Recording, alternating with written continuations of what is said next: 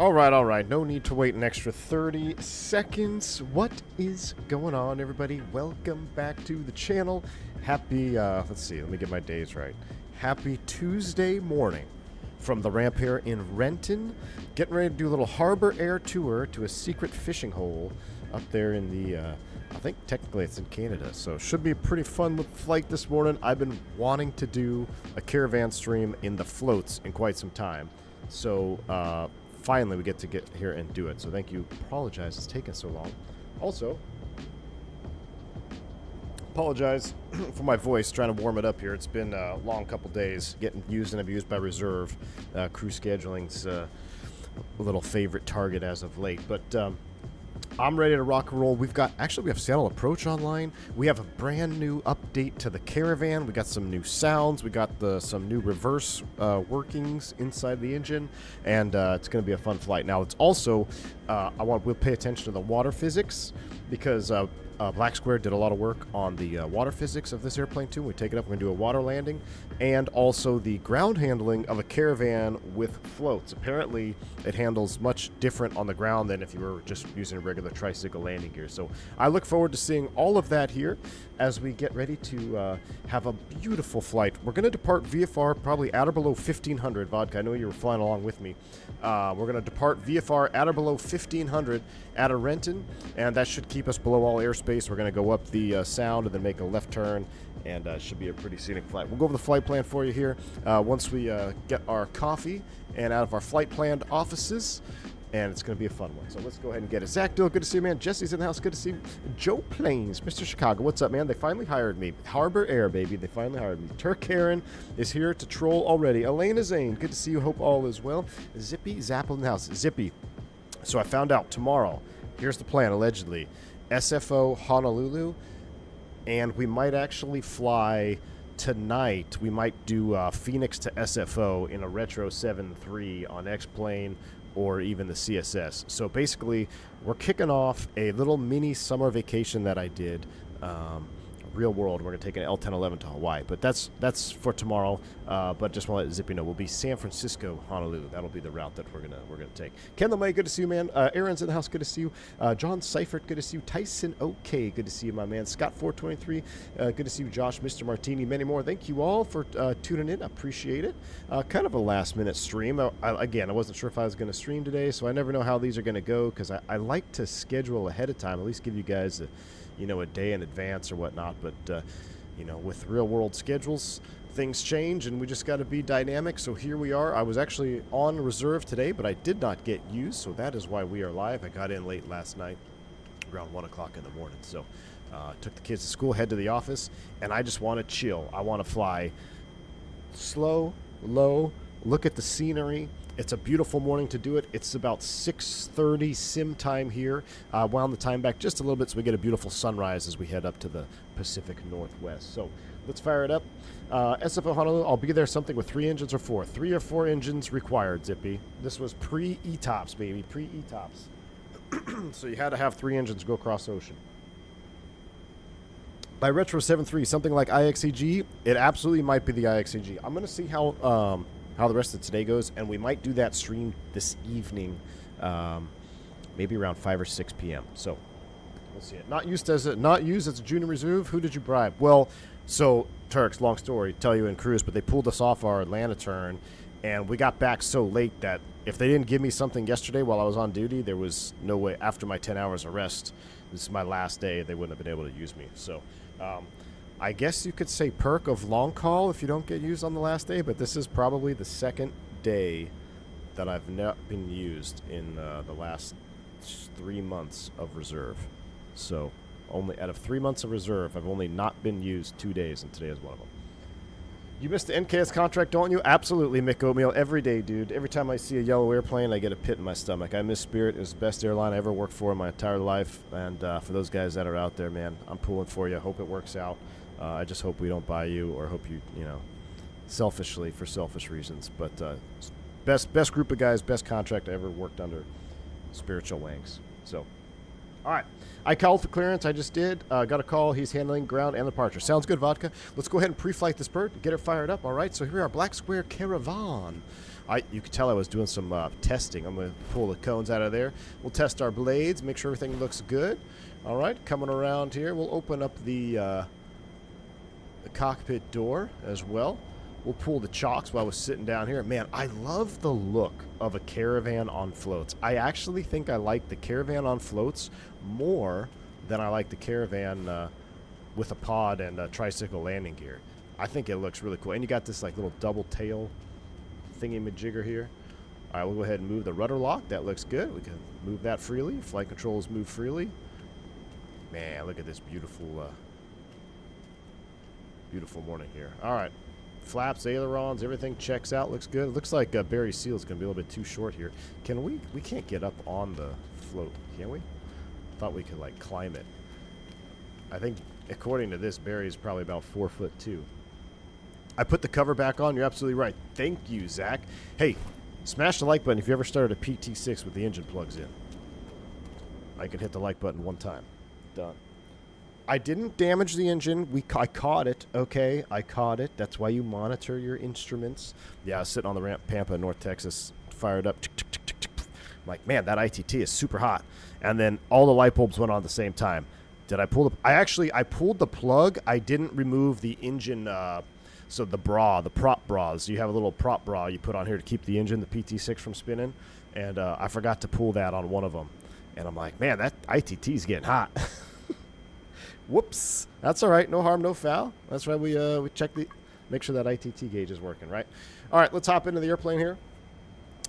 We should have, let's see, 2.5 hours of fuel. We do need round-trip fuel, 85. Let's go 90 gallons. That gives us 2.5 hours of fuel. It's about an hour flight up there, hour flight back, 0.8 for the reserves. But let's go ahead and load it up, all right? So I am 211 pounds on my 737 diet. We're down to 211 chat. We're looking good. I won't have a co-pilot. We're flying single pilot today, so we'll go ahead single pilot. But we're going to load up. We got Team Vodka here, and let's load up Turk Herein, all right, and Fly Navy, full flap sim. We get full flap sim in there. He's sitting there with us. All right, and we'll do a couple lady friends or so. Fill this airplane all the way up. And what are we at? We're at 82. Man, look at that. And we also, in the floats, we're going to take some fishing gear. We got about 140 pounds of fishing gear, and then we've got our survival kit and some other stuff in the aft baggage compartment. So that's what we got. We've pulled everything. That puts us at a gross weight of 8,400 pounds. Looking good.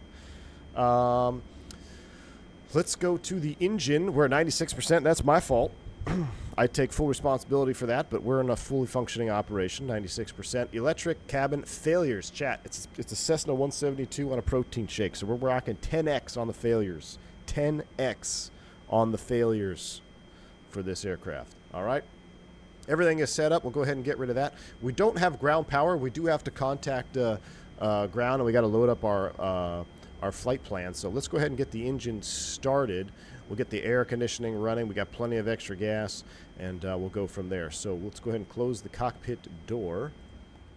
Cockpit door is closed. Cockpit window is open. Let's run a little pre-flight flow. Fuel selectors on. Oxygen's not going to be used. Vent air. We'll open those about halfway each side. Looking good. All right, we'll come down here. Let's go ahead and throw the battery switch on. I'll hide the yoke for a minute. I'm going to... Whoa, that's bright. Let's juice up the radios and displays. That looks good. And that's all closed out. It's cold in here. All right. Now, I notice on the checklist it has you start with avionics 1 on. What is the benefit? Can a real Caravan driver tell me? Is that what you've done? Avionics 1 on? I don't see any gauge that doesn't work for start dependent on avionics 1. I don't know. Maybe it's a fuel flow. Maybe it's something to do with AC, DC power. But I'm going to keep starting with avionics off. So external power, we don't have it. We'll keep that off. Battery is on. Generator is in the on position. Fuel boost is off for right now. Standby. Oh, we should have tested that before. We should have tested those before. That's all right. Annunciator test light. We'll do fire detect. Beautiful. Lights test, that all looks good. Let's go ahead and set the power levers. Idle, forward, cutoff on the fuel. That looks good. Trims will reset you for takeoff. Beautiful. Trim, aileron, rudder is a neutral.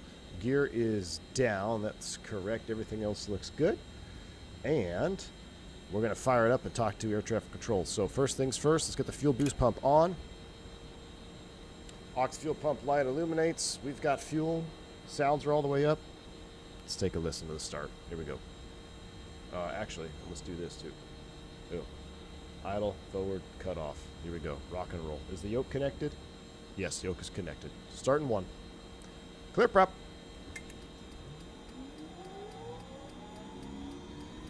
NG's on the rise. Prop is moving.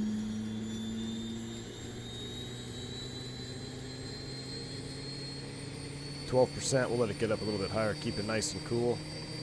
Alright, low idle. Fuel flow. Light off.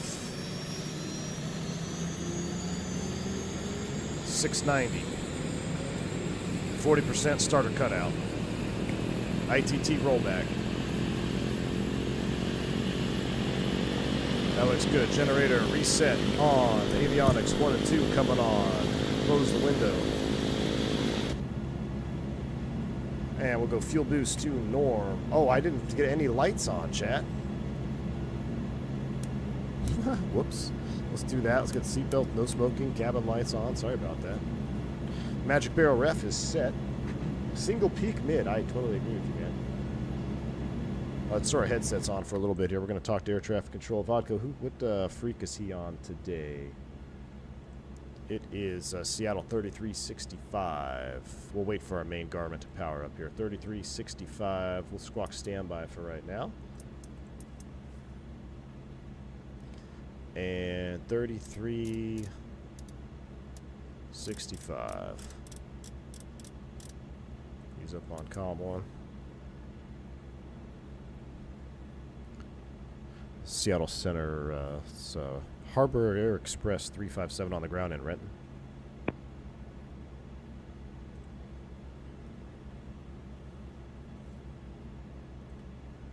Harbor Express 357, shadow approach, go ahead.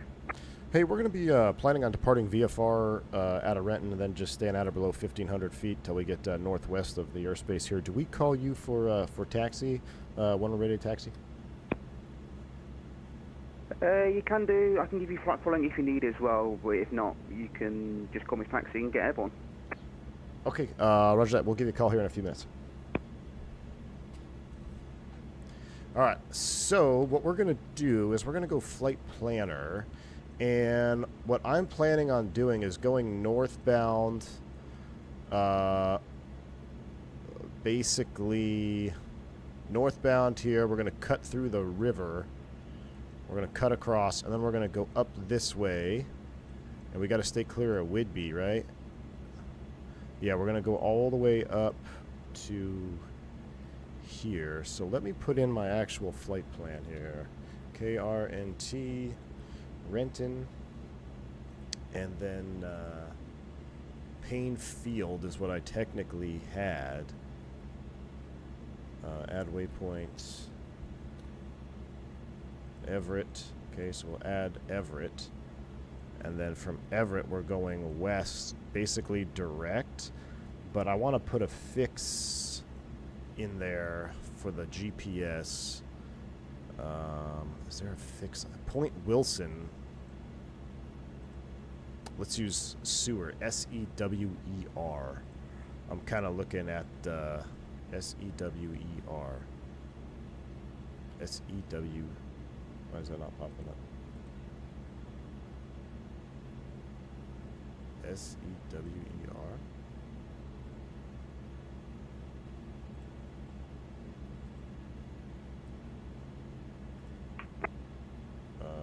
Facility, airway, chords, no?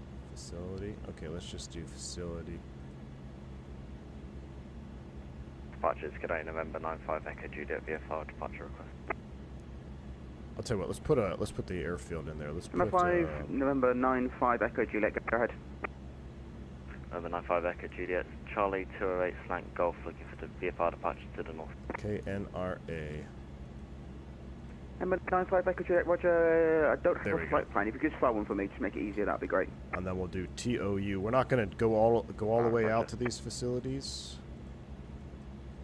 All right, TOU, and then CFM J0. Add to flight plan as a waypoint after TOU. Cool.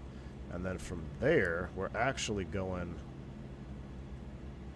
to this lake. But that's fine. So we're going to go up the river here, and then we're going to go to this lake, and we're going to land right here. Here is our destination. Add to flight plan. I can't add you as a destination, though, huh? I'll just add you as a waypoint after that. But we know we're going to go up this way because we don't want to go across all the mountains. So there's our little pseudo flight plan, and I'll just put, to close it up because it's probably going to be mad, let's just put CYQQ to close it up. That's our alternate anyway. Skynet 9334, radio check. All right, that looks good. That's our flight plan out of here. Viking 9334. No, we're not landing at the seaplane base. We're going on a fishing trip, Vodka. We're going on a fishing trip. We're going up to the lake. 5 as well, good afternoon. Right. Passing flight level 150. All right, let me turn down IVA a little bit. All right, flight plan is ready to go. 9334, Roger, score It's a little bit cold in here. question Let's warm it up. Let's get Yeah, the 3524. bleed air heat on. Flight push ground pool. So let's go ahead and open these up. Get some defrost air on. Hopefully that'll warm it up. 3524 in the box. Magic Skynet barrel ref is 9334. set. We're going to set 1,500 feet here. And we're going to squawk 1,200. And we'll squawk altitude on the ground. And we'll give them a call, ready to taxi with the weather here in Renton. Seattle approach, Harbor Express 357 on the ground in Renton with the current weather, ready to taxi for VFR departure to the north.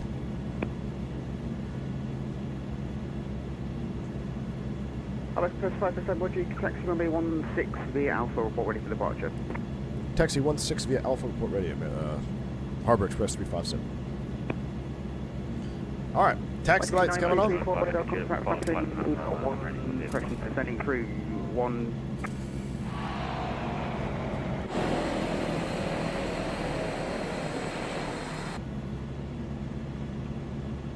Viking 954 radar contract. It's Seattle landing runway 16 right. You expect the ILS and you can set and maintain 1 6,000.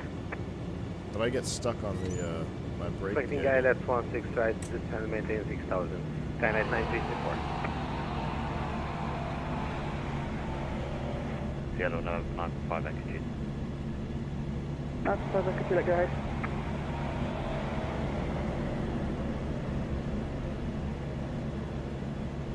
VFR might be a little bit spicy with this low-level cloud coming in here. We're going to taxi 16 via Alpha. We'll put the GPS on the CDI. Why are we still flagged out, though? Why do we have a nav flag here? I wonder if I could send this flight plan. Alpha, could you let go ahead?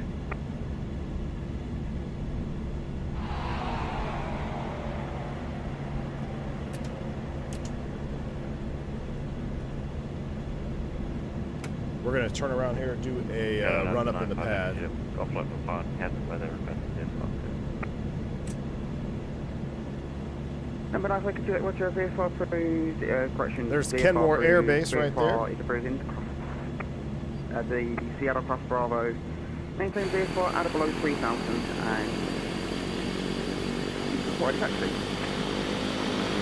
There's Seattle Cross Bravo. Roger, taxi runway 16 and you can report ready for departure. All right, brakes set. Power is idle. Zippy. Let's see. Northwest Bowling Shoe or MD11AA. Pick one. Ready for taxi for departure. Bowling Shoe, my man. Bowling Shoe. I think Bowling Shoe's got it. I don't know. MD11. MD11. It's got to be a tri-holer. Runway 16 via Alpha, report ready for departure. All right, so that's on standby. We're squawk control phone number. We got 1,500 feet there. Let's go ahead and run our torque up 400 foot-pounds. Yeah, I don't have a flight plan in the GTN. That's all right. Seattle approach, very good evening.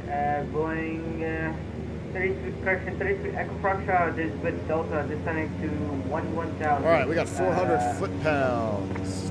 Taking a look at Boeing 33 our Seattle approach, very good afternoon. suction is in the 4505. green. I should have done this after we started. 3505 going Cycle the prop here. It's cold. We'll do 3.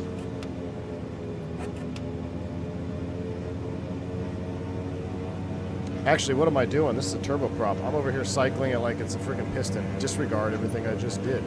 Sorry, guys. I told you the coffee hasn't kicked in yet. Disregard everything. Boeing 35 Foxtrot, ready to connect. You can send and maintain research correction 4,000. 4,000 Boeing 33 Echo Foxtrot.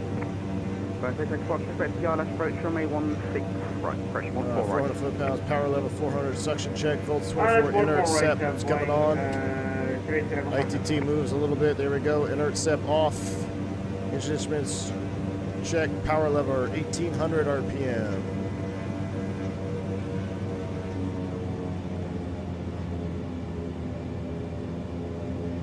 Boeing 35 Foxtrot departs Dingo Delta India All right, Golf, 1800 November, RPM. Governor, check 1750. Oh, there it is over here. And it drops. You see that? See the drop in RPM there? All right, Governor checked. Power lever idle. 32 Echo Foxtrot departs Dingo. Pitot heats, we check all our loads. We actually do need to check this today, so let's go ahead and Roger, we gotta depart, jump there, Delta India, stall, Golf, November heading 150. get both of those on. Let's do a prop heat. Negative is heading 120. Prop amps, those are working. Windshield Windshield heats. Boeing 33 Echo Foxtrot. That checks. And last thing, boot pressure. I should have done this on the...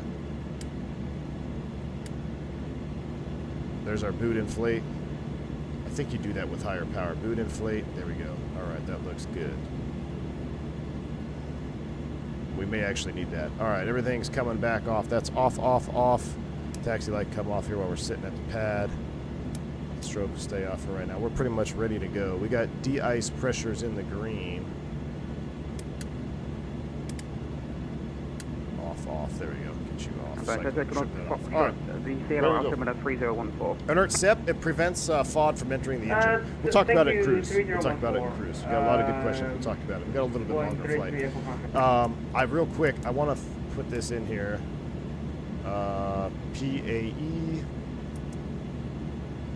VOR Northwest, just so I can get out of this guy's airspace. Let's go to our flight planner. What did we have for our nav law in here? K, NRA, and TOU. K, NRA. Why didn't it take it? K, NRA. Coopville. Boeing 32 Echo Foxtrot, reduce to 200 knots. TOU. 200 knots, 33 Foxtrot. Echo Foxtrot. CFM J0.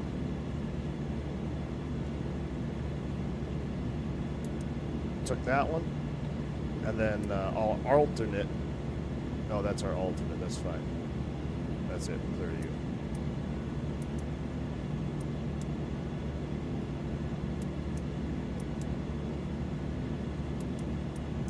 Present position, direct pane. There we go. That'll keep us north 1,500 feet. All right, we're ready to go. Are y'all ready? Let's rock and roll. And Seattle approach, Harbor Express 357, holding short, runway 16, ready for departure. Hotel November, heading 340. Say again for Skynet 9334. 934 depart position, heading 340. Force in the house. What's that? I'm using 1.0, dude. There's no way. I already I updated them, man. Heading 340, Skynet 9334. Am I for real? Hotshot? No.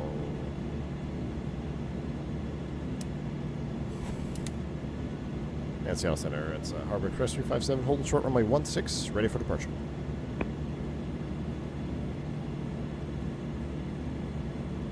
Alaska 334 will be the Renton wind, calm, runway 16, clear takeoff. Runway 16, clear for takeoff. Harbor Express 357. Ground 3 Echo Foxtrot, you're 11 miles from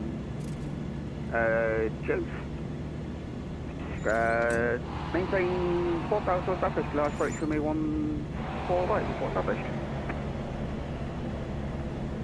Alright, clear with the Alice 14, I will report established. Delta correction, Boeing 33 from Echo Foxtrot. Alright, bleed air heat's coming off. Ready for departure, runway 16. Echo Juliet, Roger, departure will be... And we are cleared for takeoff.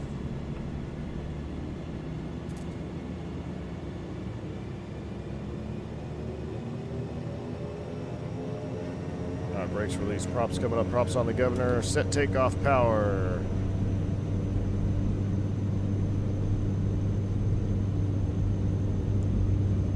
Power set.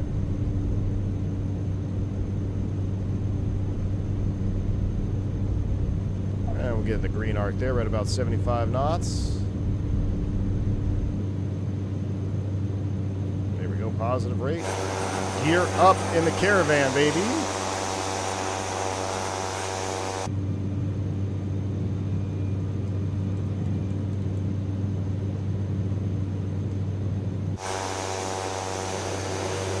No runway remaining, buffs 80, flaps up. Trim, trim, trim. Magic barrel ref. Alberto, what's up, man? Sounds on this person pretty good. I totally agree, Alberto.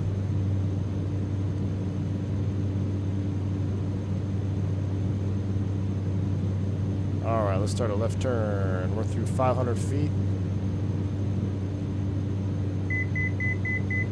There's 1,000 to go.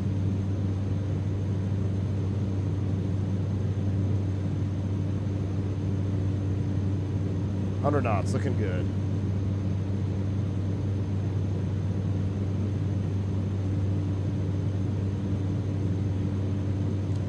I'm pretty sure I updated. Maybe Boris forgot to put them in the float plane variant. I don't know why they needed to be updated in the first place, to be honest with you. I thought they all sound pretty dang good. All right, here's 1,000 feet. Your 12 block range. Let's maintain 1,000 feet here. Because I think 1,500 might be pushing. We got the field inside Boeing 33. 1,500 might be pushing those clouds. Thank you. Your clear visual approach from So let's lower the nose.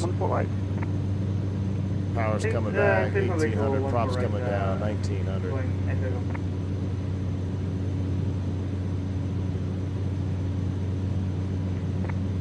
Number 95 Echo Juliet, wind calm at Renton, runway 16, clear takeoff. We'll reset our altitude to 1,000. And we'll go back down 1,000 feet here.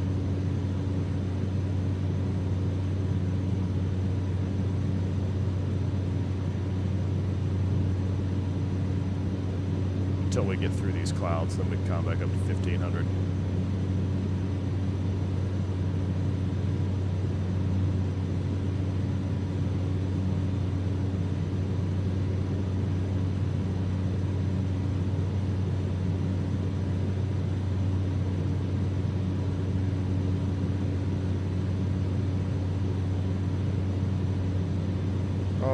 Leveling 1,000. Once we level off here, we'll get a little bit more torque on there. And that descent, we would have been a little bit too fast. Channel code Charter 646, short of 16. All right, 1,000 feet. We're trimmed out. Look, Bomb, no hands. Let's set 1,700. Let's come back on the prop. And let's go autopilot, heading altitude arm. Nope, heading altitude hold. There we go. And let's take a look at that rudder trim. Yeah, we need to come to the right. Nope, sorry. We need to move the ball to the right, so we need to step on the left rudder. Oh, that's aileron trim. Get some trim in there. Center of the ball, baby. Ball is centered. We're looking good. All right, let's turn our headsets on. Turn on our noise canceling. Ah, much better. All right, so we're 1,200 feet heading out to. Let's go ahead and get the heater on. That's fine. We'll start warming up the cabin a little bit. Also, right here in front. 646, the wind at Renton calm, runway Air 16, conditioning go takeoff. fans. We'll leave those off. 160 for And we'll takeoff. put that on ventilate. All Boeing right. 56 Foxtrot, wind at Boeing So Field we're is 1700, 16 outside, runway 14, right, clear land. 1800, 700 ITT. Looking good. How's our fuel Good one, balance? 14 right, wind check without correction. Fuel's looking good. Boeing 3 takeoff. Am I float? Do I have my float rating? I do not. 334, turn right, heading Oh, that's 090, so maintain 4,000. Right 090. So I had an opportunity to get my seaplane rating at Coeur d'Alene, Idaho, many moons ago, and I should have done it. One of the regrets I have. Maybe one day I'll do it. But I did have an opportunity many moons ago, and I passed on it. How is the Caravan hand flying with force feedback? It's absolutely epic, dude. I love it. Vodka, I don't like your profile. I'm using my Duke profile, essentially, is what I got. I modified my Duke profile a little bit. Your profile is way too light in the yoke, man. I don't know what airplanes you've been flying, but I think we need to increase, if you increase the force a little bit. And I turned turbulences off. I've decided that I don't like Brunner turbulence simulation. I don't like it. But other than that, it hand flies amazingly. It hand flies really good. Actually, I'll tell you what, let's do sounds here and full sounds here. I'm close to getting my commercial pilot. Thinking of doing my float plane after, do some float flying around Northwest. Dude, Toba, if you can, man, I would do it. Number one, it's really cool. Number two,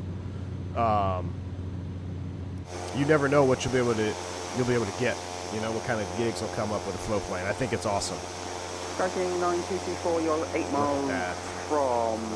Come to CT, I'll take you an IRL float plane. Oh, man, I would love to, Ty. I would love to. Thanks for the $2 super chat, man. Maintain 4,000 established. Kill less on A16 right. I would absolutely love to. Right man. 160, clear ILS 16 right, call you established, 1089 All right, we're going to stay a little level here. Let's pull out our... You know what we could do? I hate to do this. I always hate to bring out Navigraph, but it's actually kind of cool for this particular flight. Stutter freeze here. Hold on while it loads.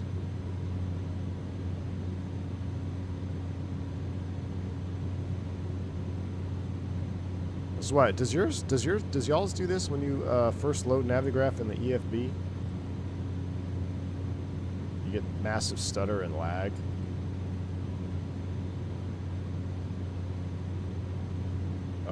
US VFR sectional is what we need. All right. So we're at 1,000 feet. Basically, this goes to the surface here. Payne Field does. So we're gonna start a left turn. 1089 established ILS runway 16 right. We're gonna cut the corner there. We're gonna get rid of that chart for now. Roger. We're going to basically take it out over the water here. 300 on the heading. But you see, I feel like it stutters even after you close it. So I got to come up here, continue approach from go to this A16 page, and then get rid of it. Continuing approach. Wow, look at the beautiful sunrise this morning. Pacific Northwest scud running, indeed, man. Look at that. Once we get out of the... once we get out over here a little bit, we should start clearing up.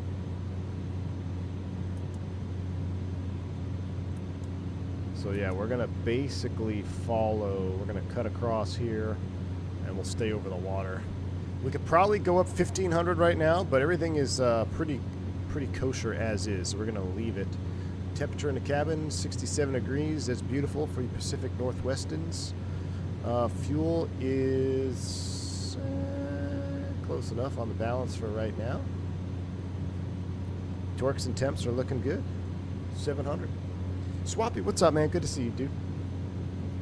You never load in the EFB just for that reason? Yeah, it's kind of a bummer. I wish they could fix that, but I guess it is loading a whole lot of data. Relics, my man. What's up, dude? Good to see you. Somebody asked what kind of coffee today. Pikes. Just a Pikes Black, man. I'm still fat. I ate late, so I got in at midnight, drive home, get home around 1:30 in the morning. I stop at Buc-ee's to keep awake, and I ate super late, man. I had a chicken salad sandwich last night, and I allegedly had a little ice cream sandwich, too, last night to keep me awake on the drive home, so no cheating today. Flight Sim School says it stutters initially for me, but then it's fine. You can check your Navigraph hub, make sure you're running the latest update on tablet integration. Yeah, I am running the latest update. So, and it kind of does the same. Once it loads, it's fine, but it's that initial load-in that's really a pain.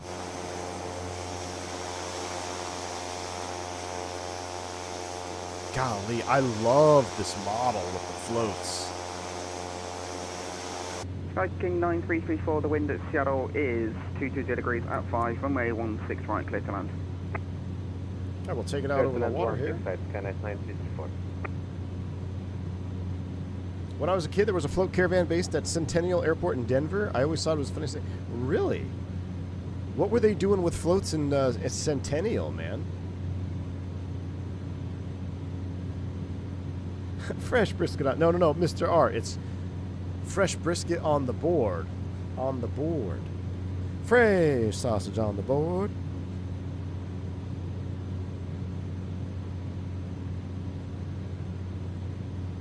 Vox says, I don't talk about the profile being light. It's pretty firm when you get it to the speed. Yeah, but like the initial rotation, man, is way too light. It should be 3x hard at neutral. You know, you can't just move it with one finger.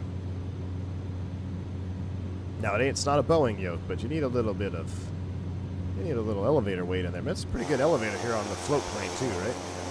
The tail plane. We got... Well, I guess these aren't connected, but yeah. Stators.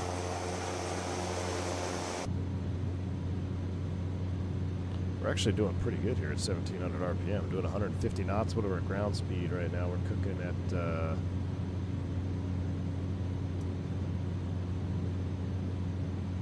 148 knots. Yeah, a little bit of a headwind. I like this view for navigating airspace better. Keep that right there so we can see. I think we could step up to 1,500 feet now. We're southwest of Payne. Let me check my sky vector. Alright, southwest of Payne Field. Yeah, 3,000, 4,000, 5,000 are all the bottoms.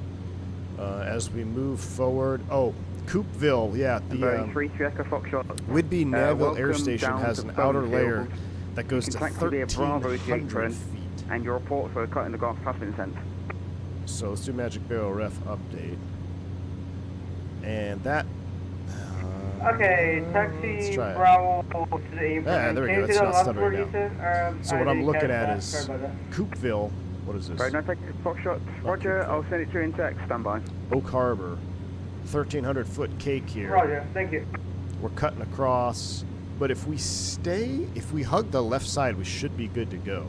So let's come a little bit further left. And then let's set 1,500 feet.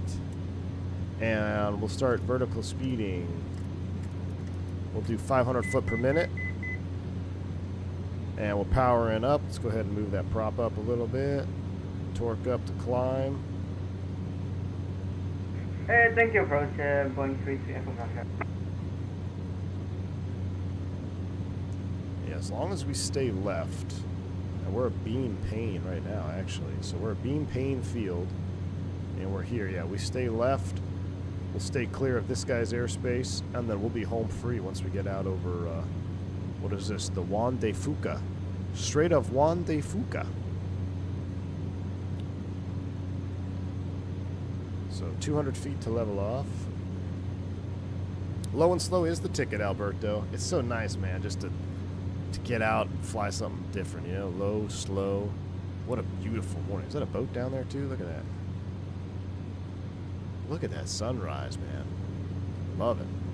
All right, here's 1,500. At 1,500 feet, I guess I'll center up the CDI.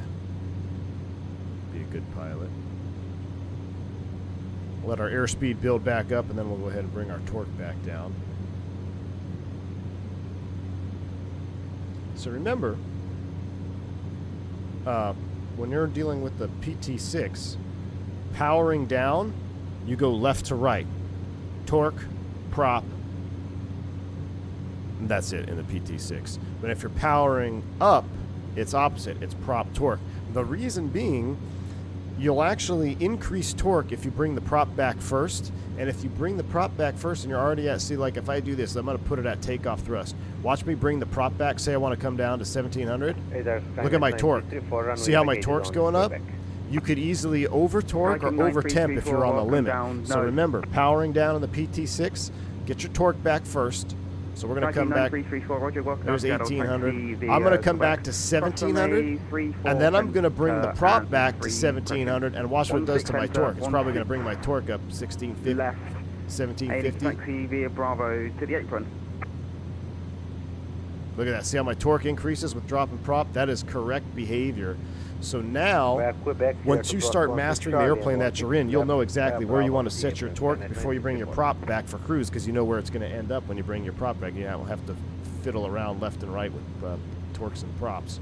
But right now, I'm sitting at about 1700 RPM, and I'm torquing at 1800. Perfect. 700 ITT. NG is doing good there, 100%. Oil looks good. Fuel flows are good.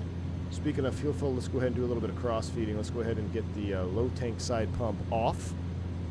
So that's off. And do we have a chrono? Can we start the chrono anywhere? I guess we can't start the chrono anywhere. Someone start the chrono. Low tank side pumps are off.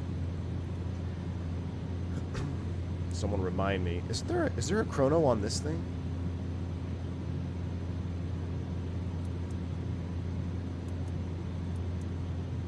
There we go. Start the timer right there. Timer is started. Let's go ahead and I think I could see the airspace now. You see the airspace right here? So we're good on this heading. We don't have to go too far over. This is a pretty good heading right here like this. In the US, if we give you time, we got to make sure we do stay clear of these clouds here. Then we'll be home free when we get over the Strait of Juan de Fuch Strait.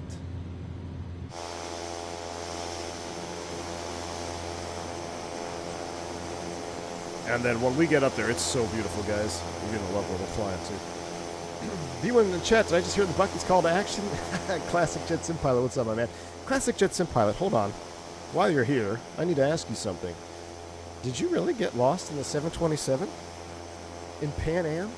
You got lost? I'm going to have to go back and see what happened there, my guy. I did see that lost over the Gulf or lost over the water. What's up, man? Hope all is well. Pixelated SX. Good to see you, man. It says 22 months and many more to go. Great stream. Hey, Pixelated, thank you so much, man, for the support. 22 months. Absolutely love it. More to go. Thank you for the almost 2 years of support here on the channel, man. Very kind. Max5903, welcome to Commercial Pilot. Glad to have you on board, sir. I always love seeing members join the channel when we're flying low and slow prop streams. On box, thanks for service today. Yeah. Boeing 33 Echo Foxtrot, roger, that's all copied. And they've been informed, good night. Let's go ahead and get the stall and pitot heat on. I can't turn down my VAO volume. But I was saying, Max, I always love seeing members join the channel when we're doing prop streams. The most hardcore of hardcore viewers love coming in here for prop streams. I appreciate you guys. So here's to many months as a commercial pilot, Max. Thanks for supporting. Blue over black, always. There you go. Has anyone flown the Coronado King Air? No, Max, I have not. I was tempted to buy it just because I am a King Air 200 absolute sucker, man. I really, really want a King Air 200. But I watched a video, and it may have been fixed. Maybe some of you in chat can tell me. I watched an initial release video of the Coronado Beach 200. On startup, the ITT gauges don't even move. Like, they're just blank. Or the needles don't move at all, which is pretty much the primary instrument during engine start is ITT. Like, you don't even need your N1 or gas generator. You can see if the prop is spinning after so many seconds, you don't even need the freaking gauge, but you do need that ITT gauge. So the fact that the ITT wasn't simulated, I didn't buy it, but I am tempted, man. So someone in chat, if you have it, let me know how it is. Maybe that was just an early release bug. Max says, I'm a King Air driver. IRL really needs someone to make an actual decent plane. Yeah, wait, yeah, that ain't it. That ain't it, Max. And Harbour 646, shall leave my space. Seattle Center's offline, so you only King Air worth buying is Airfoil Labs, correct. Airfoil Labs Bye-bye. X-Plane 12 Max is where you're going to want to be for King Air. Alright, over to you, com, squawking VFR, Harbor 646, thanks. It's Juan de Fuca. Juan de Fuca. The GNS XLS crapped out, so I defaulted to old school VOR nav. Should never use anything but the SIVA. Yeah, I hear you, man. Have the Brits invaded the Pacific Northwest? Delta fan, what's up, my man? It sure sounds like it, doesn't it? Shout out to Iveo Controller, man, for hopping on today. Really appreciate him. I think, are we out of his airspace? Yeah, we are. Yeah, we are clear of his airspace on the Iveo WebEye. You got 3 caravans moving out today. Awesome.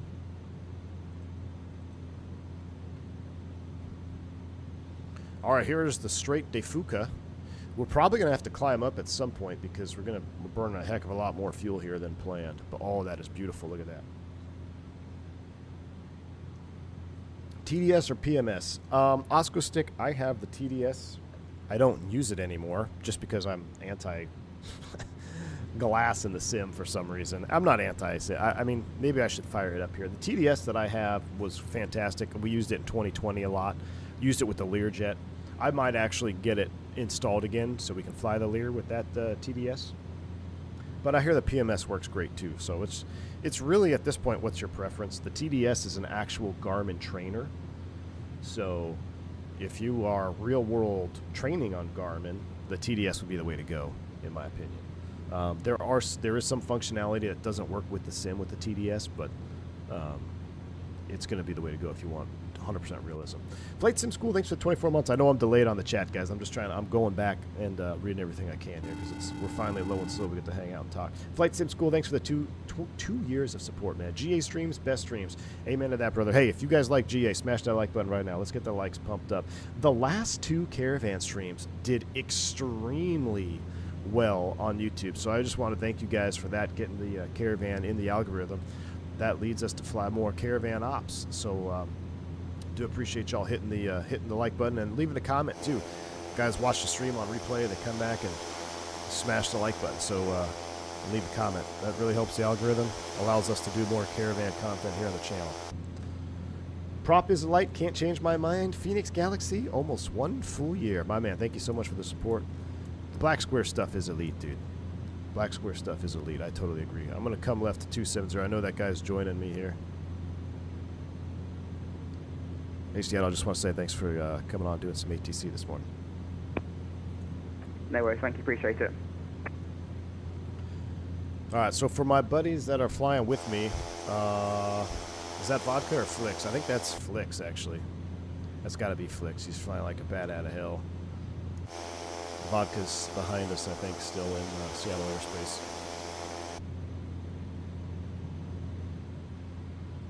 How's our fuel timer? 6 minutes. Almost balanced. And we'll take a look at let's make it 270 on the heading. And then we'll take a look at the airspace here and we'll climb up here in a minute. We need more Barry Seal. I know, TV flight. So now that I've got Iveo up and running, if you got that'll be, you know, having Iveo again and having a multiplayer option, we are going to resurrect Barry. Have no fear, I promise you. Barry Seal will be resurrected here very soon. He will be coming back, I promise you.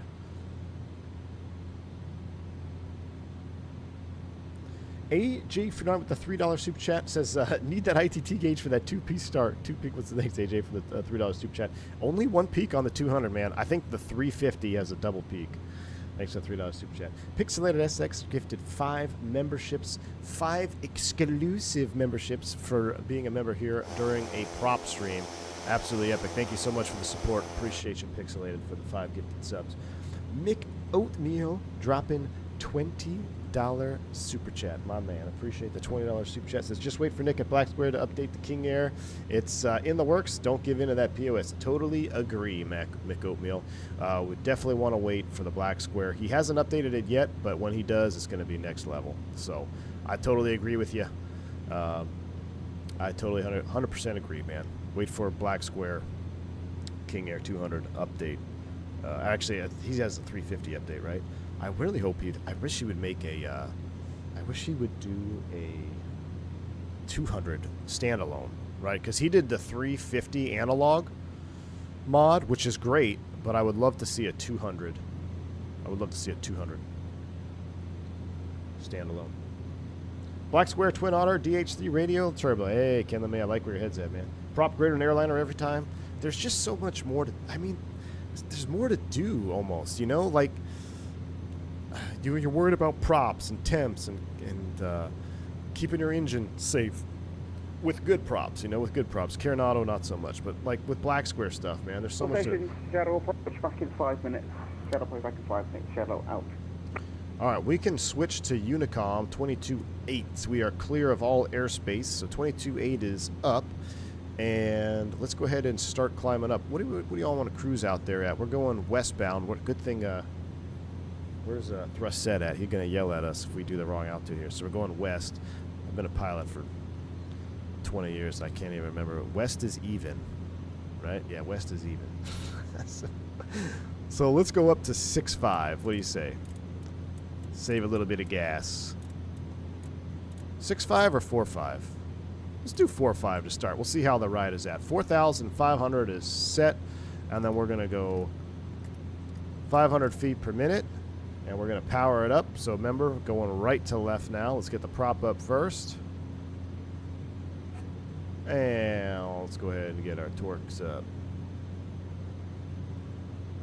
We'll keep it just below takeoff power. A little bit more prop. Right about there. Up we go.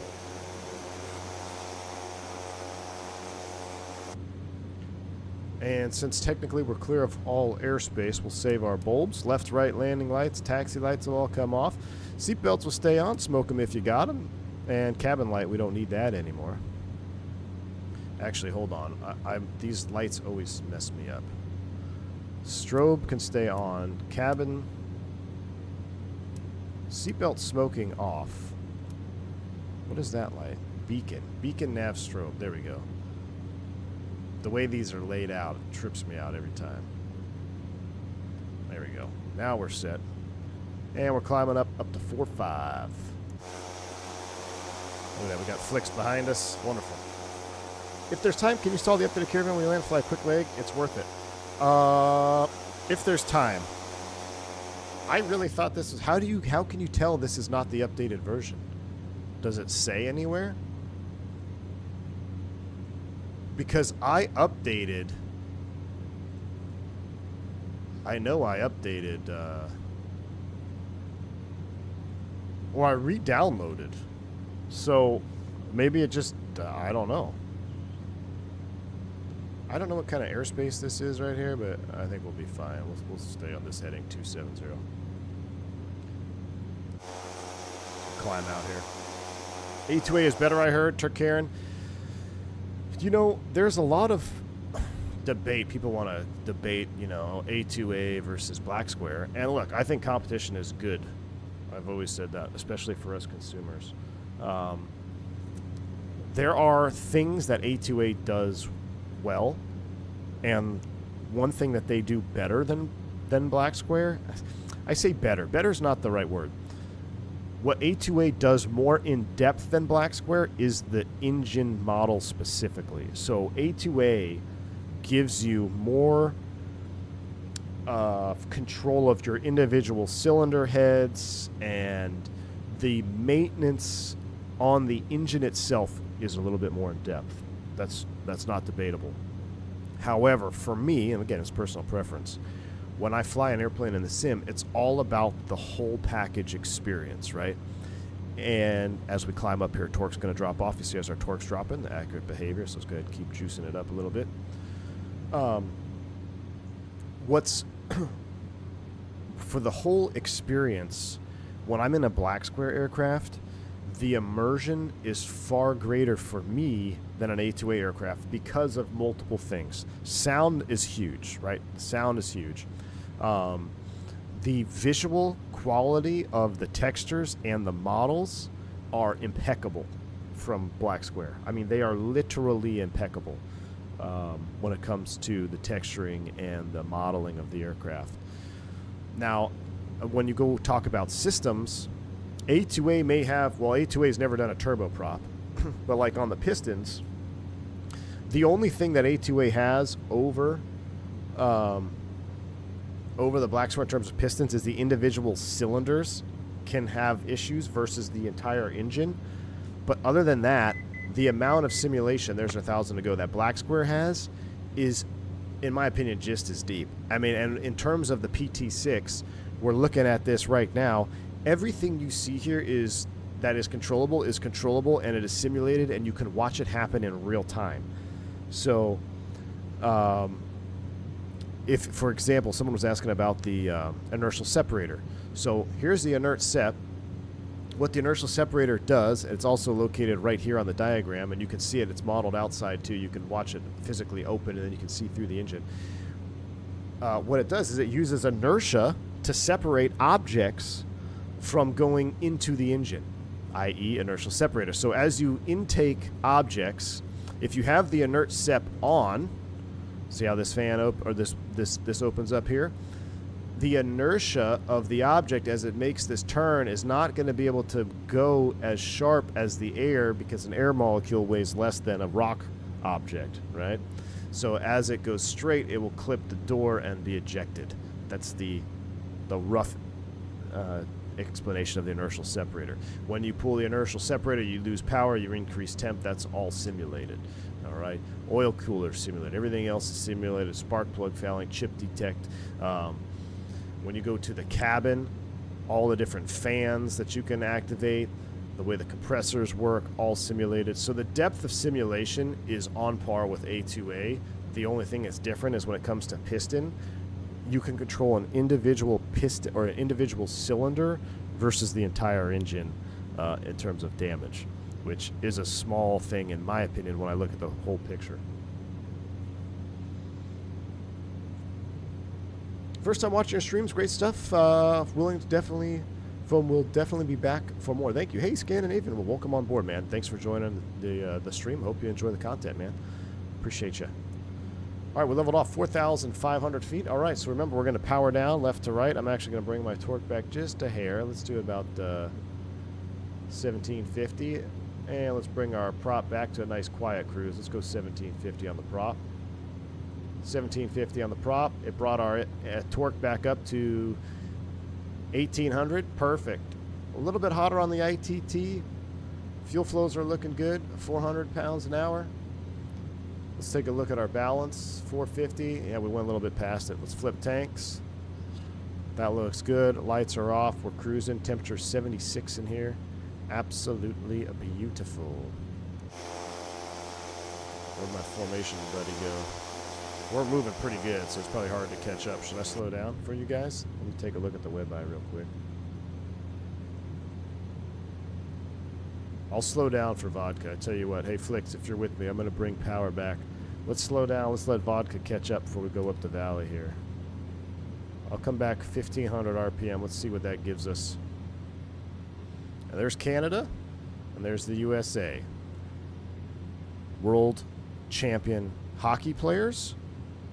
World champion hockey losers. World champion hockey players. World champion hockey losers. Oof. Startup sounds of the giveaway. The visual effects on the water landing will be missing. Oh, really, Flight Sim guy? That's a bummer, dude. You probably updated the passenger version. Do you know what? That's absolutely right, Mitch. That's exactly what I did. I updated the passenger version. You're right, because I know I reinstalled it. I know I reinstalled the airplane, but you're 100% right. I only did it with the passenger variant. That's exactly what I did, man. If we have time, which we might, maybe we'll do a return leg. We'll see. I'd almost rather save the time and set up a second stream for this evening. Let's come back a little bit more. Let's come back 1,300. Let these guys catch up a little bit here. Power's coming back. Fuel flow came down about a good 70 pounds an hour. Even though it's a great sim, I just can't relate to flying the Duke. I'm just not in that tax bracket. Hey, and that's the other thing, flight following sim.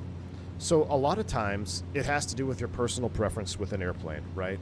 So like for someone that, let's say someone is super passionate about the commander, the Aero Commander, you're going to be drawn to the Aero Commander over a Duke if you're looking to compare piston to piston, right? Just because that's your personal preference. And there's nothing wrong with that. Everyone's got a sim. Everyone wants to fly what they want to fly. I'm all for it, man. And remember, everything I'm saying is just my own opinion, right? Everyone can have a different opinion. There's no right, wrong, or indifferent answer about having different opinions.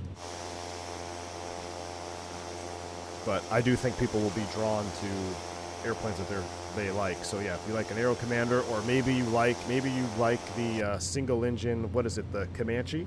Maybe you flew a Comanche. Maybe you trained on a Comanche. So yeah, you're going to be more drawn to that versus something else like a Caravan. But you going to try for the TDY? Yes, all of them. I've never seen a vacancy like that before. Thanks. I'm glad I got to be the game breaker where there's only 7 slots or 8 slots. Dude, I can't believe it, man. Turks, I missed the first vacancy by 1 number. So I'm like, okay, well, for sure I'll get it on the second one. Dude, I did, like, not even close. The guys that moved over were in the 12 and 1300s. I think there was like 1 or 2 guys that were closer, like 16,000. But the majority of the guys that made the swap were long-time holdouts. So, where's Flix at? There's Flix. He's joining us on the left-hand side. Phoenix asks, BlackSquare ESB helped me troubleshoot bleed heat in-op issue. I know not something I have IRL, but top note to look for. Absolutely, Phoenix Galaxy. That's another thing, man. Being able to troubleshoot and learn and study systems through an EFB. My gosh, if I had this simulation the first time I got ready to go fly the Beech 99, man, you know how much easier ground school would have been? A huge learning tool here. Same with the pistons. Even if you're flying a, say you're flying a 172 for training, if you have the BlackSquare, what is it, the Baron or the Arrow, and you can look at the piston operation. It's virtually the same as it's the same engine, right? The Lycoming IO 540, 520, 510, whatever it may be. So you can learn a ton. It is a huge learning tool for those that are training. And I would definitely encourage it, you know. I would definitely encourage using the tools like this for real world understanding of these airplanes. Blackbird Controls dropping the 10 gifted subs. My man, appreciate you. Thank you for the 10 gifted subs, Blackbird Controls. We aren't rocking Blackbird today, unfortunately. I don't know what I'm running today, Blackbird. I've got this was original Honeycomb, and I don't know where these came from. But typically, I'm always rocking the Blackbird. I'll be rocking the Blackbird later when we're in the L1011 or 7.3 Classic, man. Thanks for the support, Blackbird. Thank you for the 10 gifted memberships. Make sure you check out Blackbird Controls. I'm going to fix your Caravan controls, buddy. Just installed the BlackSquare yesterday, development and testing. Oh, snap. Blackbird Controls is going to be making an official Caravan set for the Honeycomb. That is awesome. Absolutely can't wait, Blackbird Controls. We'll keep an eye on it. Thank you so much for your support and what you do, man. Might as well put MBE. I've had an MBE in all of them, Turks. Yeah, I'm going to try. We'll see. Doesn't BlackSquare have a twin Aero Commander? I don't know if they have one in development, Nick Oatmeal. I actually don't know if they do.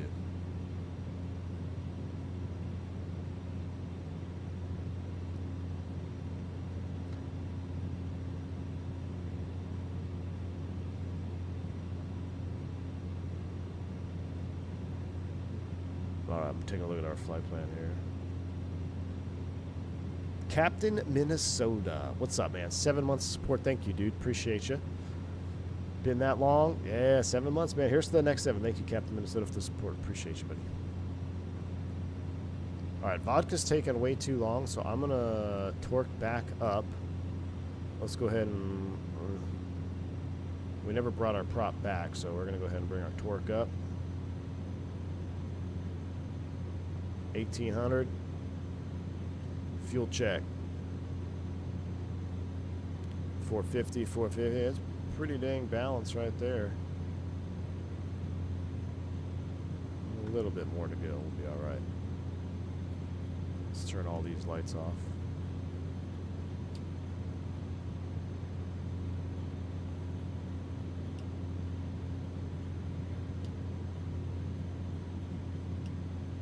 Like I said, back on track. Can't remember which one is yours, but just did a bunch of SEOs, so it must be in there. Oh, you're talking to Bulls? Nice. Blackbird controls shipping orders as we stream. We get rid of the heats too. We don't need them anymore. Now we do have an interesting situation developing here. We might have to drop down below these clouds. I think we're going to have to drop down below the clouds because we're going to be making a turn up here in a little bit.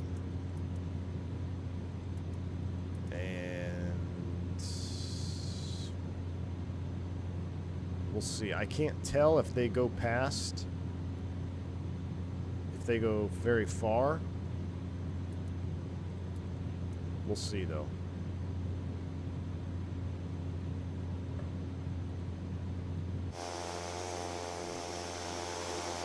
We'll give it a few more minutes here.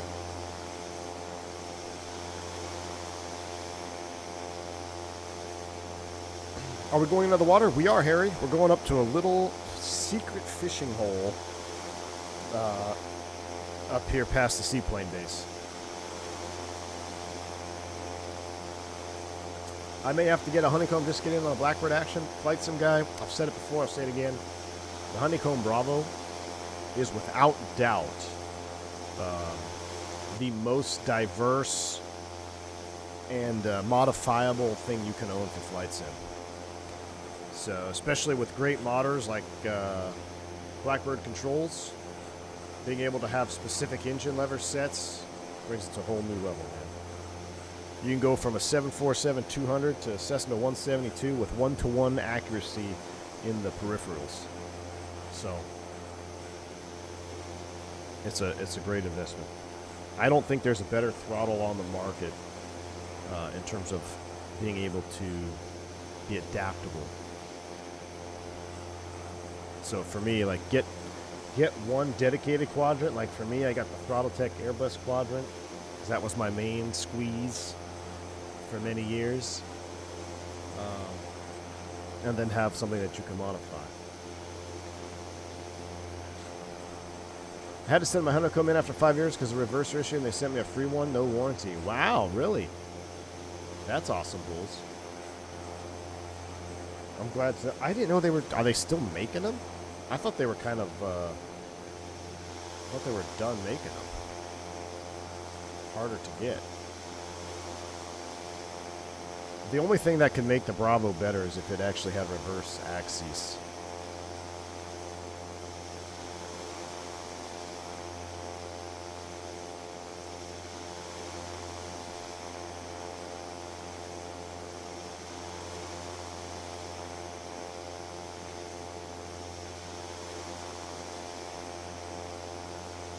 Is there passengers in here? No.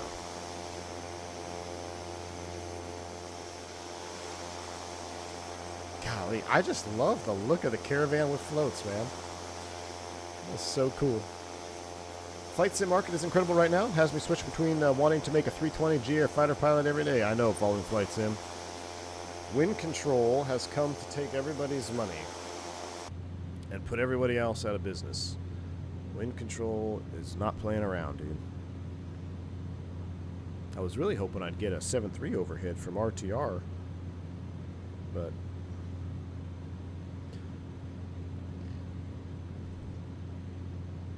I'd love to see a 7.3 overhead.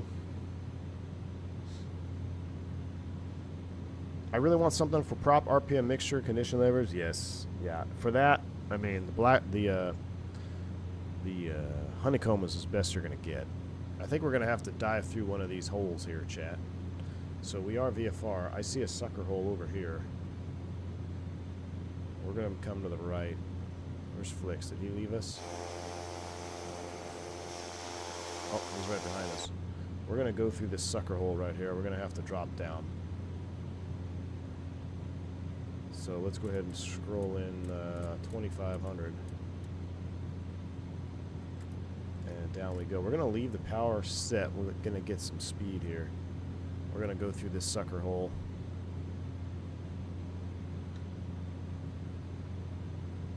Get down below this cloud layer. And tanks are pretty much balanced. We'll go... Oh! Oh, shh. My aircraft. Pitch for glide.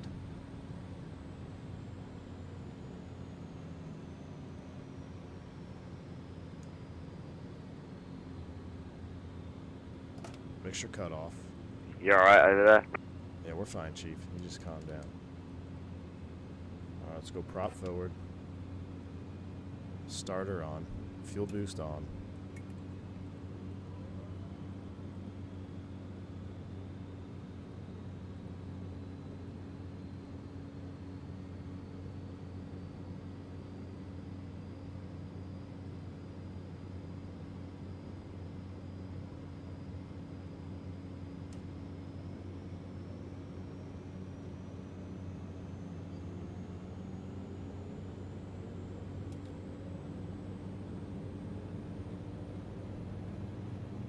%.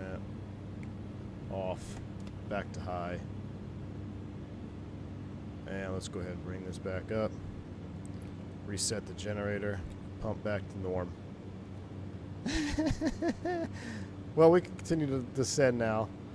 Alright, power's coming back in. Props coming off the red line. Inadvertent flame out. Alright, well, we'll try. We'll hand fly down at 2,500 feet. That's right, nothing to see here. Pull the Flix on that one. Make sure you put your fuel selectors when you're switching them like that. Oh my gosh.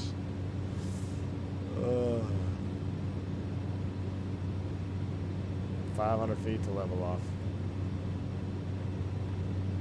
Good thing we don't have FOCO on these GA birds, right, Turks?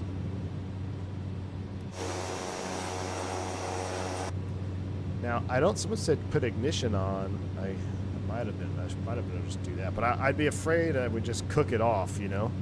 So you got to respect the potential light off. If you left the mixture full rich like that, I think that's a good way to hollow out that PT6. So then just shut it off, kill the mixture, get the fuel out of there. All right, we can see through these clouds. These aren't real clouds.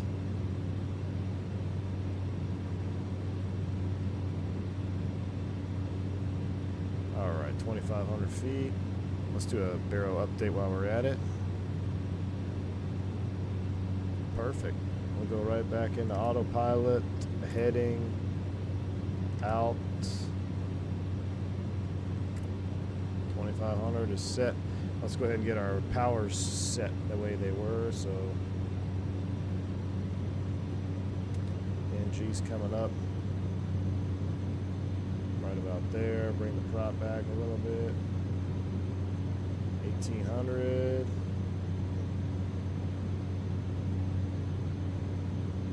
Wonderful. 700 ITT. Look at that. Close enough. A little bit of a cloud here to hit, but we'll be all right. Spice it up a little bit.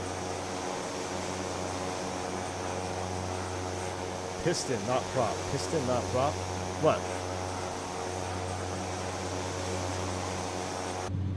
What's the difference between piston and a prop? They're the same thing.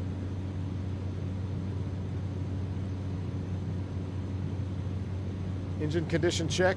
It should be fine. 96%. So, let's talk about that real quick. Why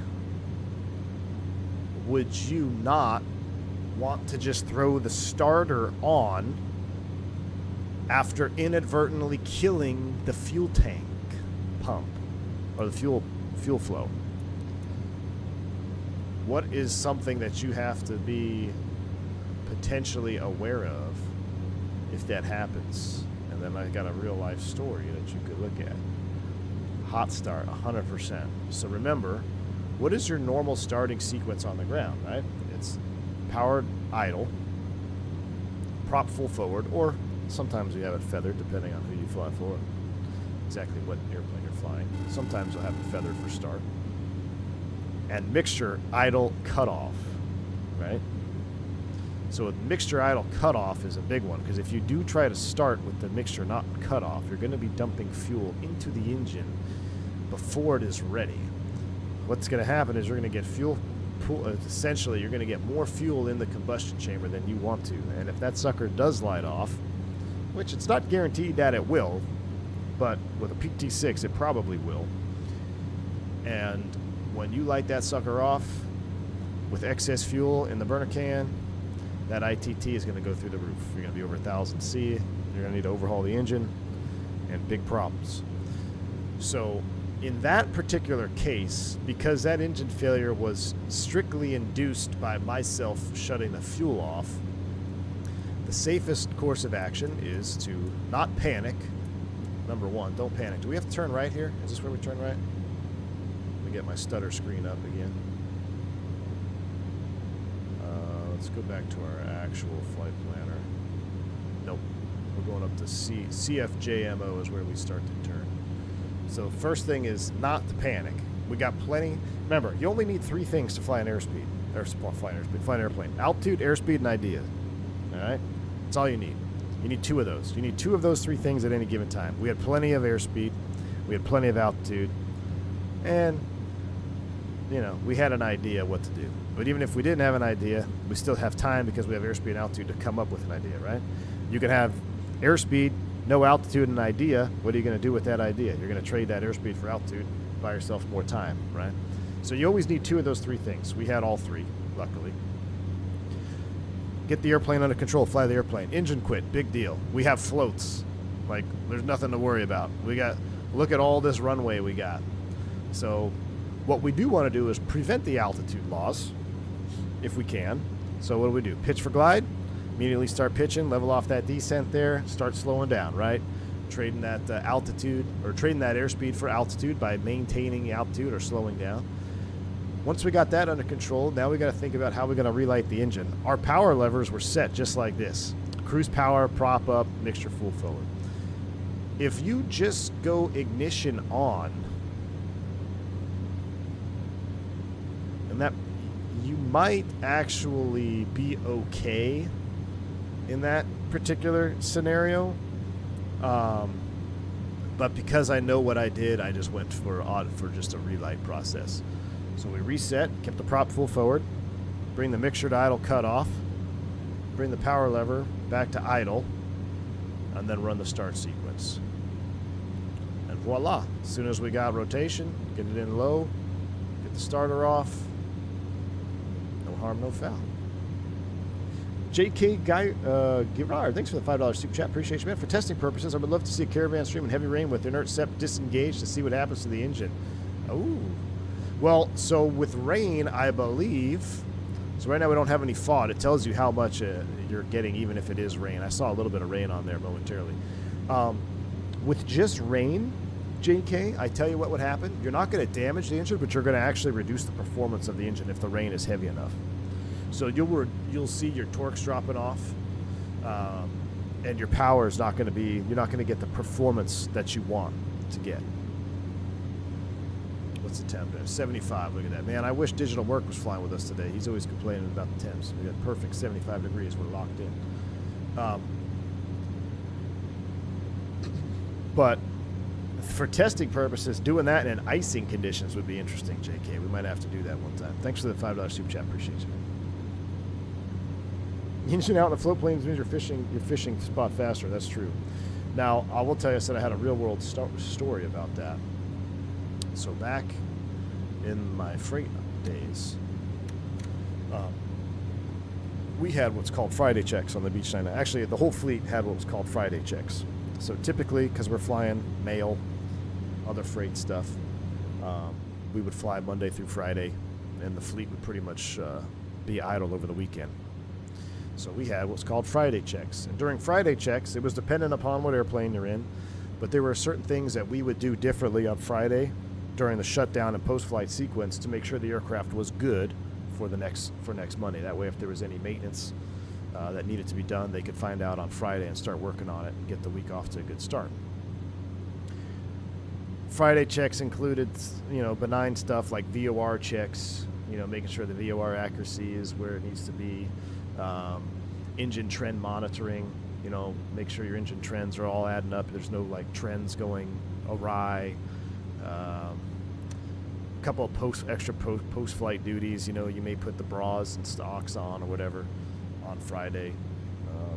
Just a couple other benign things. But there were also some procedures on the 99 that you would actually do in the aircraft, either during flight or during shutdown.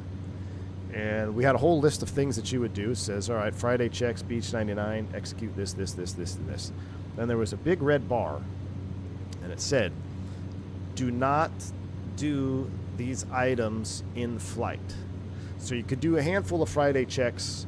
I think there was some stuff on there like checking governors, overspeed governors, things like that, and doing some engine trend stuff in flight. And then they had the big red stop bar that said, do not attempt these in flight. And right below that big red bar was the fire handle function check. So what we would actually do on Friday is shut down the aircraft with twin PT6s using the fire T-handles. Now, depending if you were an A model, B model, or C model, the handles would be in a different spot. I think for the most of the part, they're right here on the dash. I know the 350's got the cool push button fire button, but we actually had the T-handle. What you do is you get to the parking spot and you pull the T-handle. After you did everything else, you shut the generator off, you shut the avionics off, and then you pull the T-handle. And what you're checking is making sure that when you pull that T-handle, the mechanical sequence behind the firewall there, behind the dashboard, was actually working. It would actually mechanically shut off fuel to the engine. It would also shut off something else, like a bleed, the bleed valve as well. I think it would shut down 2 or 3 things, right? And it would shut the engine off. Not a big deal on the ground. Well, we had one guy decided that he was going to get home extra early, coming to the right here. He was going to do all his Friday checks in flight. Well, this guy allegedly got to the big red stop bar on his descent into the destination. Said, I'm going to fire T-handle pull. So with both hands, he reaches up there and pulls both T-handles. Both engines do immediately what they're supposed to do.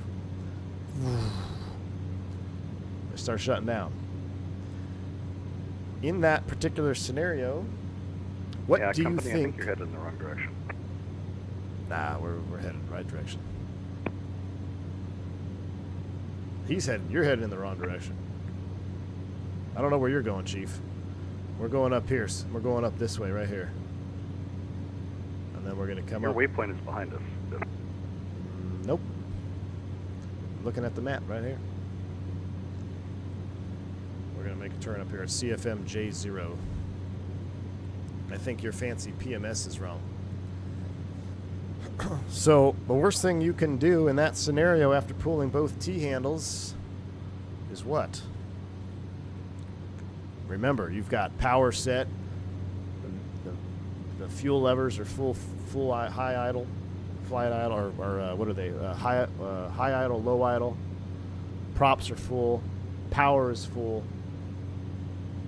And so he pushes both T-handles back in. Well, one engine completely hollows itself out. It attempts to relight because it actually puts it back in. The ignition's on because once the torque, if you had the auto ignition, I can't remember if he was in an A model or a C model, but some of them had auto ignition, some of them had manual ignition that you'd have on below 10,000 feet. You got the ignition going, tick, tick, tick, tick, tick, tick, tick, tick. There's no fuel. Then you put the fuel back on with it high idle, and the power lever wide open, dumps in the dumps in the fuel, whoosh, hollows out one entire engine, completely gone. The other engine comes back, I think it was like 30% power. He overcooked the hell out of the other one as well. Completely destroyed it, but it still made some power enough. He made an off-field landing. He was fine. I think he ended up going to fly Gulfstreams for Clay Lacey or something like that after they fired him. But we always used to joke that if you got fired from my freight operator, you'd have a better job after you got fired. And it was crazy. There was a guy that geared up the Metro. He went and flew like Global Express. It was pretty wild. You couldn't get out normally, but if you got fired, you ended up getting a good gig.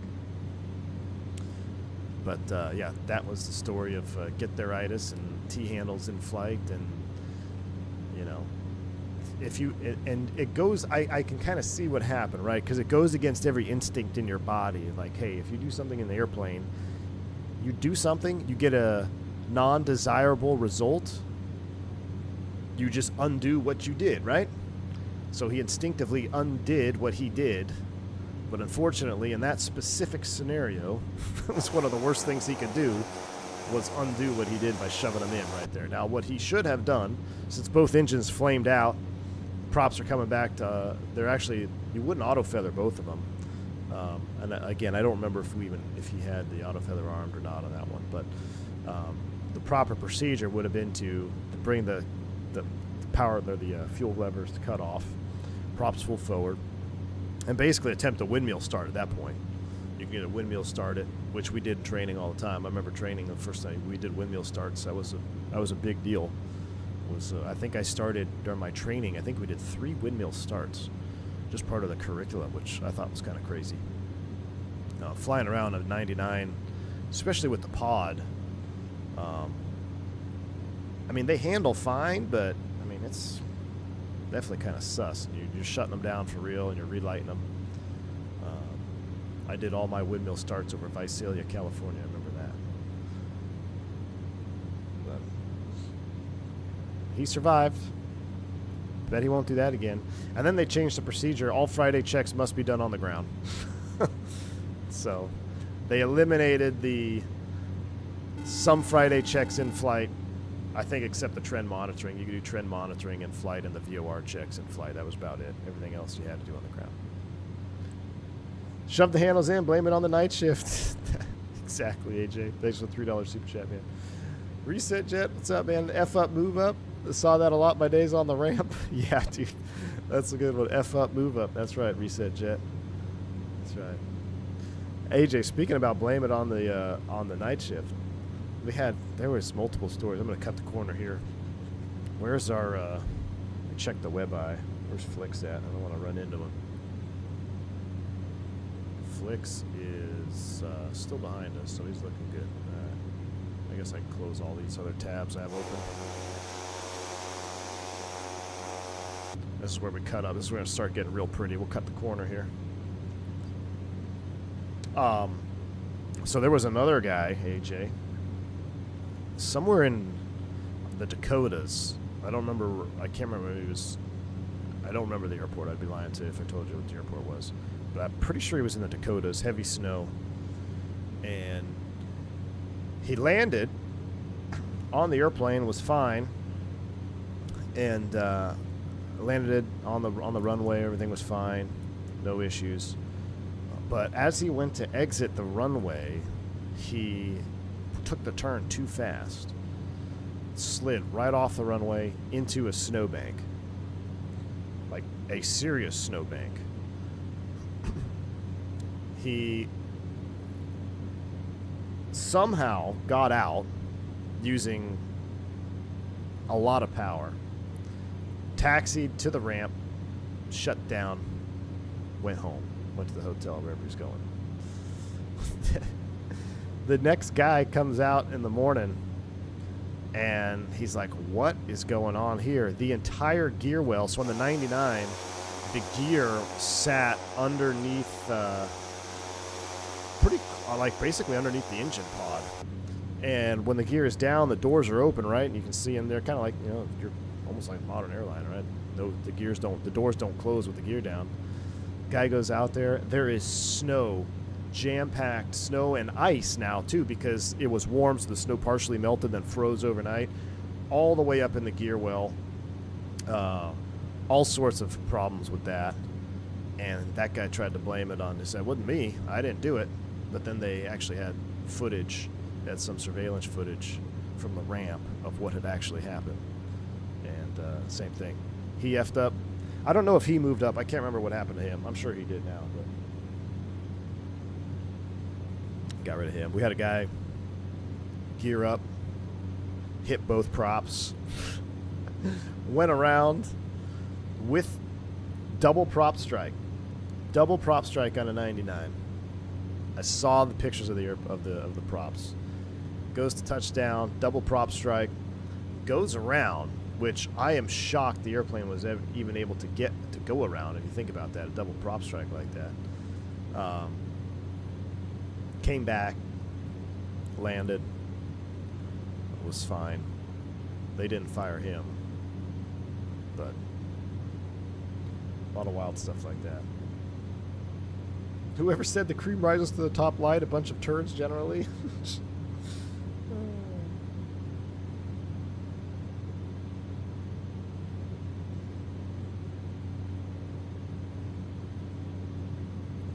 All right, so here we go. Now we're going up the fun part. We're going to make the turn. Look at that view right there. So we're going up this valley.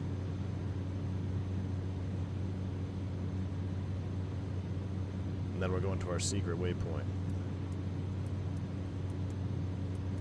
We don't need this anymore. We're going off grid. So if we look here, Vodka's joining us. What we're doing is we're going to follow this all the way up. There is actually I thought there was a seaplane base up here too somewhere. I think right here. Oh, that's logging. Yeah, so we're going to come all the way up this. Then we're going to hop over. There's this big lake. We're skipping the big lake. And we're going to land in this honey hole right here. We'll drop our guys off. Pick a good spot. See what the winds are doing up there. Hopefully it's not too bad. But this is our destination. Where do we want to drop them off here? There's some good beach here. We'll drop them off over here. Actually, you know what? Maybe we should drop them off here so they can fish around the island. But this is the honey hole right here. That's the honey hole. Somebody put their coordinates in wrong, and I went over the wrong valley. I think I'm in the wrong valley. We'll cut around this turn here. But this is why we do this. Look how awesome this is. I think we should go to the South Island. Look at the South Island. Yeah, we went up the wrong valley. It's okay. Went up one too early. We got Vodka to join us, though. He should be right behind us. Oh, yeah. Oh, there's Flicks. We're going to cut right through this. We're going to cut right through here. I mean, it is kind of cool to have the yoke move. I'll keep the yoke cam on. Oh, look at that. What a beautiful change of pace in flying. I love this. Gosh, hearing that PT6, like, just such a... Oh, great. We almost hit the mountain. Turn, Chief. Boris just... I love his... He's got the best PT6 sounds in existence. Boris Audio Works. There's no PT6 sound set better than Boris's on any sim, on any platform. It sounds better than real life. You can hear the prop, you can hear the turbine. That. Harbor Air do operate all around here. They will run some DHCs. Yeah. I want to see, someone needs to do a Kenmore Air livery too. Kenmore Air. Eyes on the road, Sky Mountains. Yeah, Zippy. Zippy, I'm surprised you're not flying with us today, man. What's up with that? If you think the PT6 is good, try the updated version. I did. I did, AJ. It's on my passenger variant. I forgot that it's a separate install. I totally forgot it's a separate install.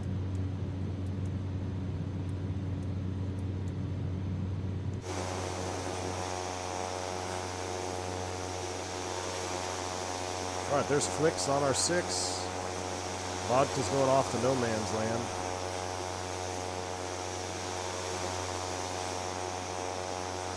Out there somewhere.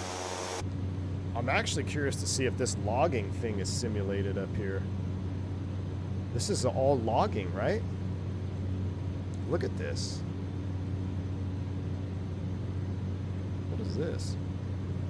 Is this part of the HARP Weather Modification Center up here? Don't they do that HARP stuff up here? Oh my gosh, guys, we need a Lear stream. There's so many conspiracies I want to talk about. We need to do a Lear stream. You think Boris outdid himself on the PT6 with the updated version? I don't think that was possible. Fuel ignition, new prop beta, or chef's kiss. Yeah, flight sim guy for sure. I like I said, I tried them. I have them on the passenger area, which is a bummer. I'm actually surprised Nick did it this way, where it's 2 installs. Because isn't everything else 1 install? No, I guess it is right. I guess that is right. We have the turbine, and then we have the. Turbine dude, piston dude. I guess it is normal.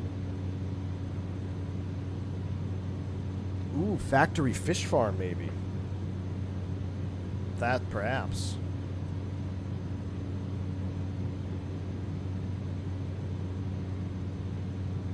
Bombtech, that happens to be my specialty. Our team is 2 in Microsoft Sim when. I know. Oh.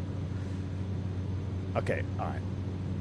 Guys. Gals, isn't it just a little bit funny that they did another moon mission on April Fool's Day? Come on, just a little bit. Like, there's 365 days out of the year. You're gonna pick April Fools for the first ever, or the second ever moon mission since Apollo? I don't know. We're way too low level to be talking about this stuff. I just think, come on, just pick a different day. All right. How's our fuel balance? Look at that. We're spot on. 76-degree cabin. Beautiful. I'm going to have to bind my rudder trim. So that is the thing. If you are not flying coordinated, you will... going the wrong way here. You will have a much harder time maintaining your fuel balance. Magic Barrel ref update. We're looking good.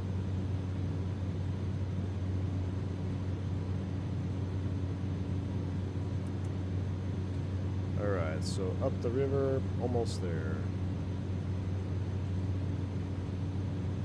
Let's drop down another 500 feet. Let's go down 1,500. 400 foot per minute descent, 1,000 to go. I thought Texans were flat earthers since the whole world of Texas is flat.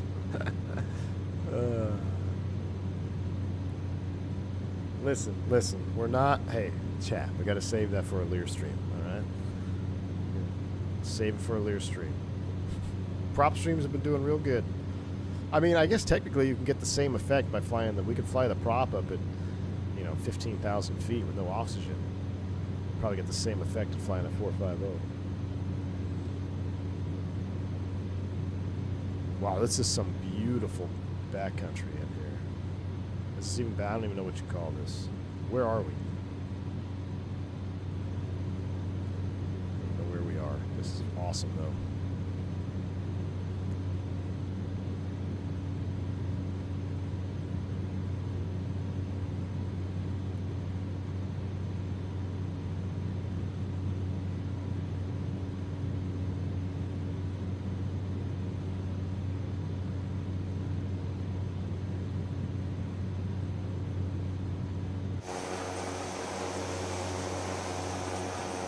When the moon tower is the tallest part in the country, in the county, when the moon, what?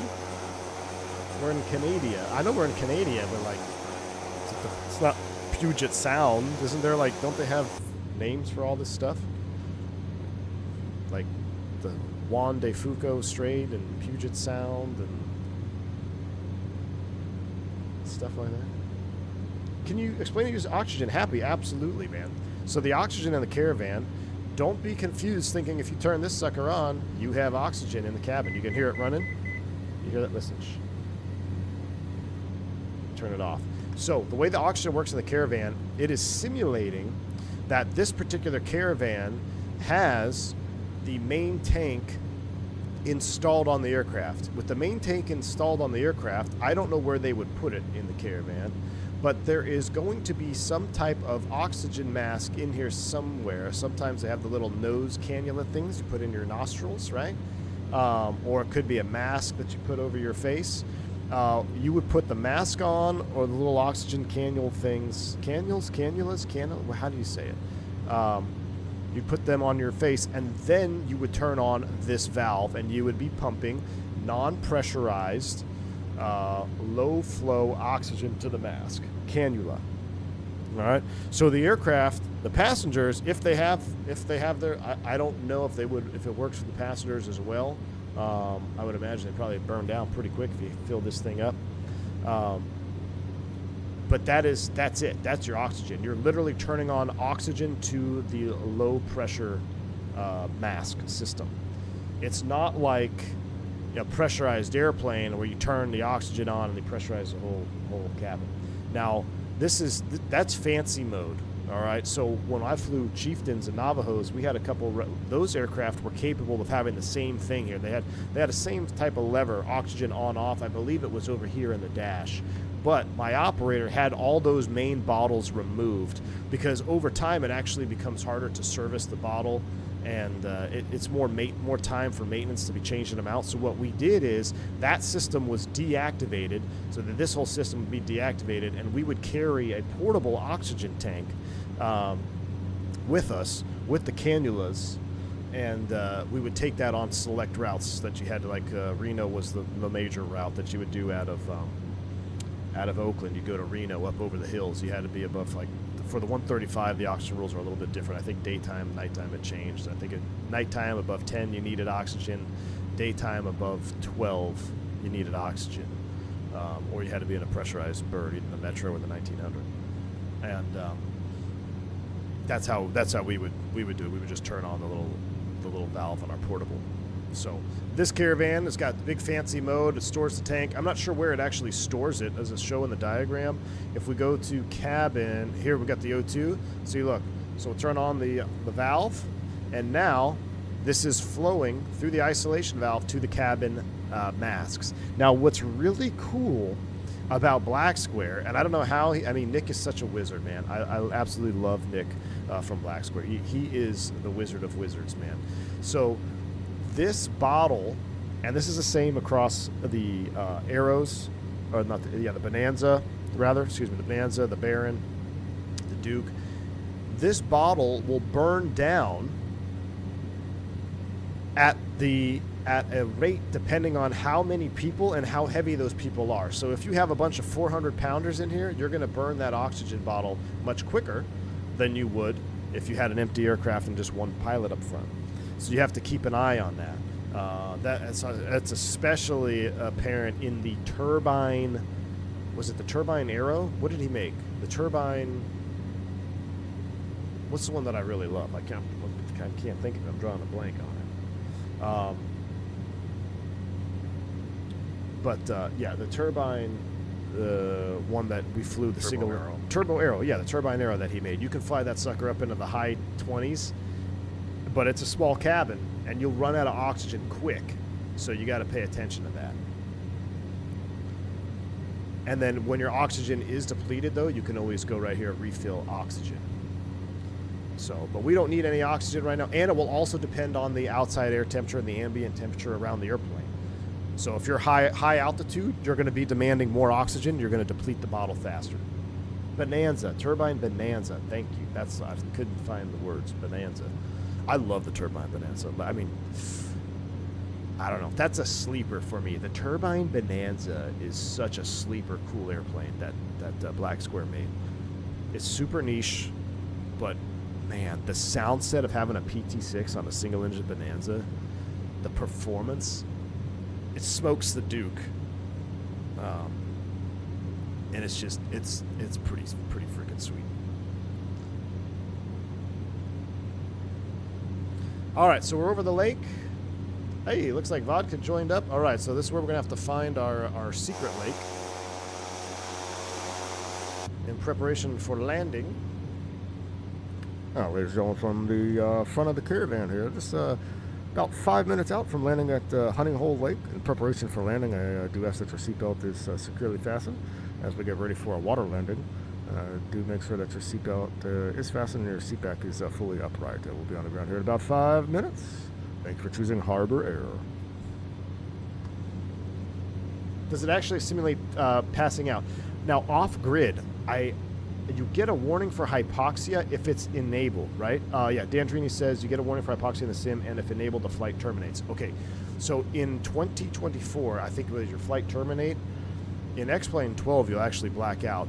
Now, I have blacked out in 2024 before, but I can't remember what airplane it was. Is it the BlackSquare? Someone needs to test it, where they simulated full blackout.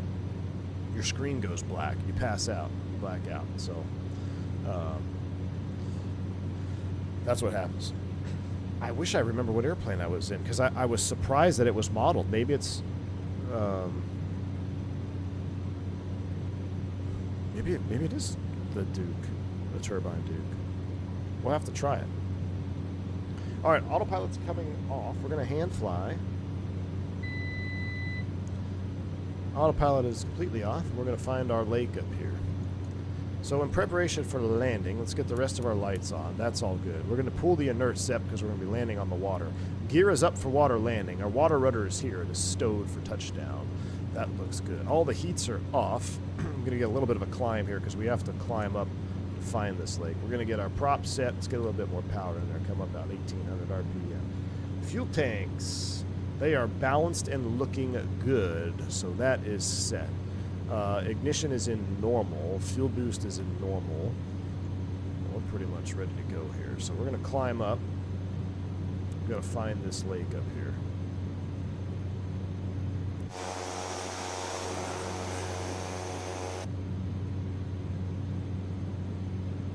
Who needs oxygen when you have air with more air?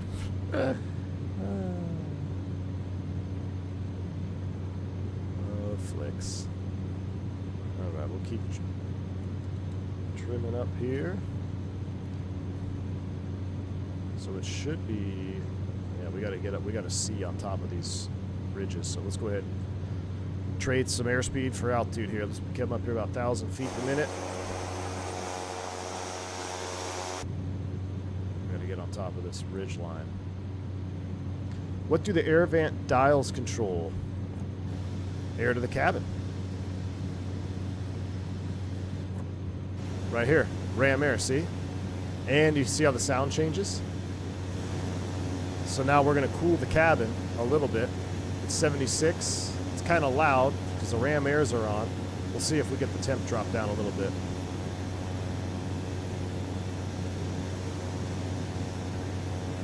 We're pretty much temped out right now. Let's go ahead and turn off the bleed. Bleed is off for landing.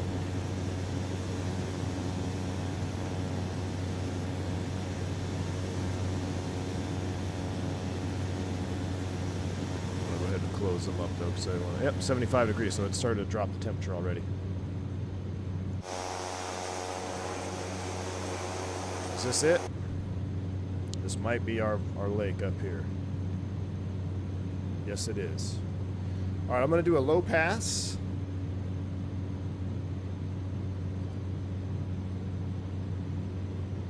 And we decided AJ wants to go down here by the island, right? So we're going to go out. We'll come. Gear. Check gear. Gear is up for water. We'll reset you. All right, yeah, we're going to drop them off at the island. All right.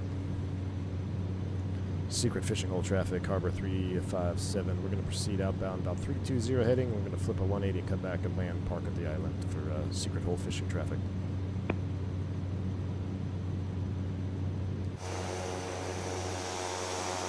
All right, so we're going to come back and we're going to nice long attempt here. So 3,000 feet is what we're going to maintain. This is where you're going to have, this is starting to do some little bit of bush flying here because it get disoriented out over this lake, but you remember we're landing up at 3,000 feet. Alright, I'm going to start slowing down. Set 1200 torque. Sim sounds are coming up.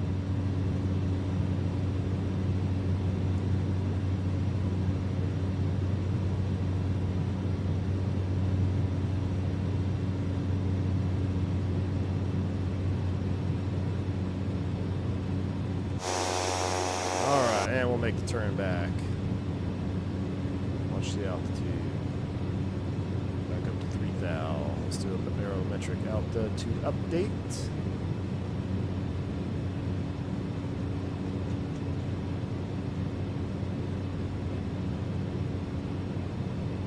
In the turn. Oh, we need flight recorder. Hold on. Ah, I can't see my screen. I can't see my screen. All right, I'm back.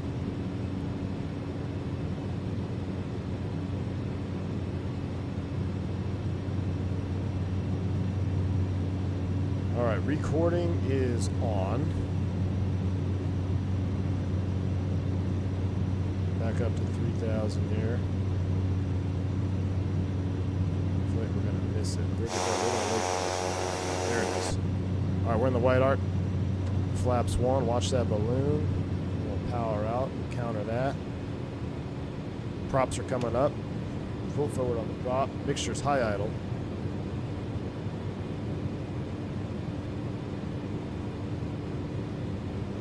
I didn't see hardly any wind on the water, which is good.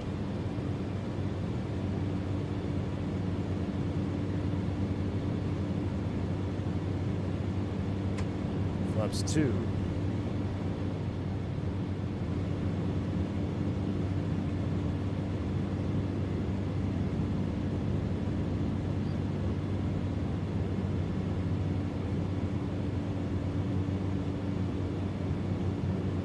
Try to give ourselves the most amount of real estate to slow down at. Alright, landing flaps are set. Heaters are off. Prop is full forward. We're high idle, 75 knots.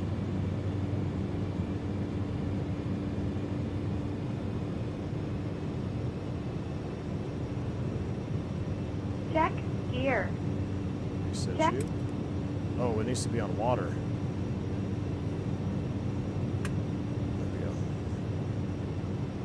Drop it in over these trees. So as soon as we hit the top of these trees, we're going to drop it down like Barry.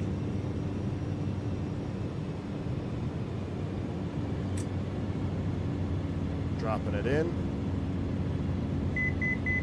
That's the altitude alert.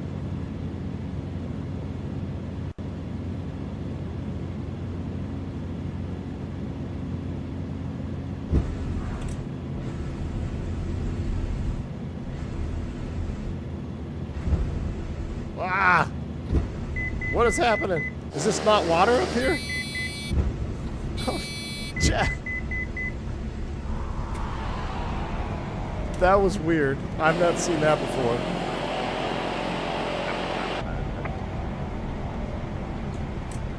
We hit it too fast, maybe. I've not seen it do that before. For a second, I thought maybe it didn't register as water. Oh, geez, Flicks.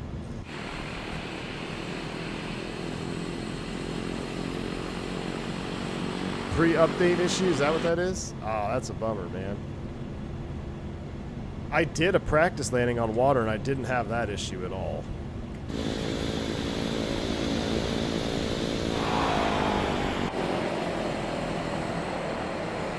Here comes vodka.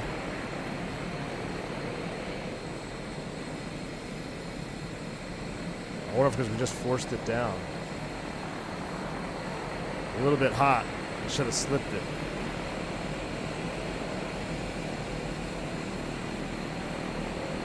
Oh, that was pretty good.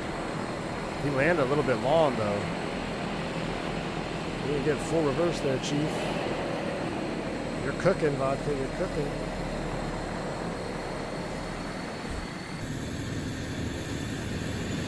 All right, let's go ahead and lower the gear, actually. so we can taxi up onto the bank.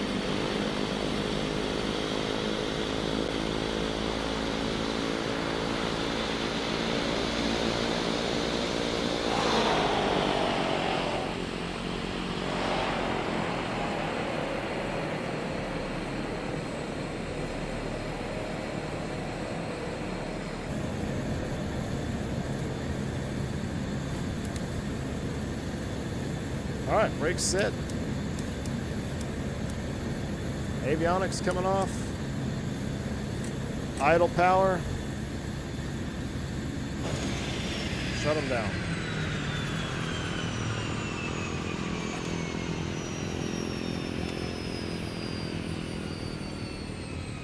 Fuel boost is off. And battery switch is coming off. Ladies and gentlemen, welcome to the super secret fishing hole.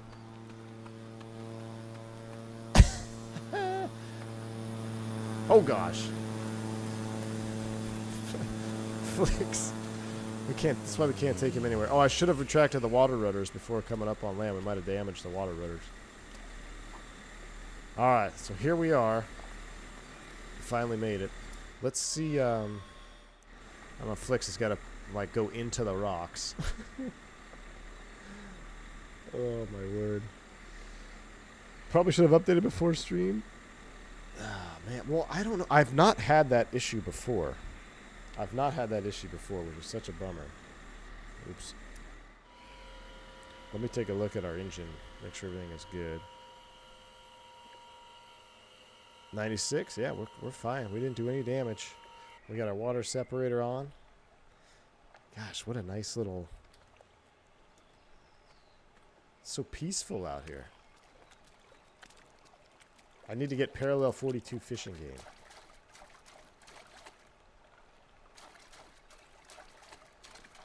Is there any deer out here?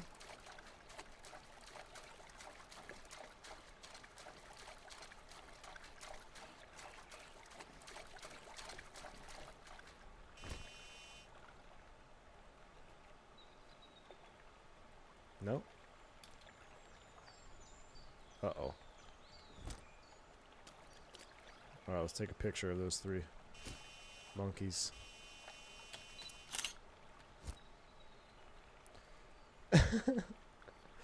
Nah, this is just a shallow little crossing here. It gets deeper over there. But yeah, Barry likes to walk on water. Miracle indeed. What a sweet little caravan, be able to do stuff like this. Alright, I'm going to hop in. Now for the real trick, getting out of here. Oh, we're not doing the return leg, are we? I don't have time to do the return leg. It's a good flight. It's a good flight. Let's take a look at the replay. So I'm going to close the door. Alright, door is closed. Power is full forward. I'm going to leave you at idle. We'll put the boost pump in norm, put the battery on, put the avionics on, and launch the replay.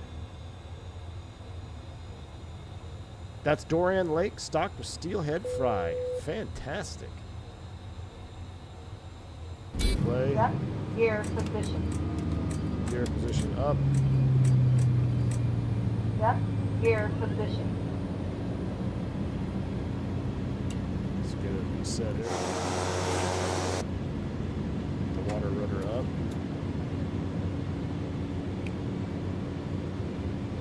Alright, now we can replay.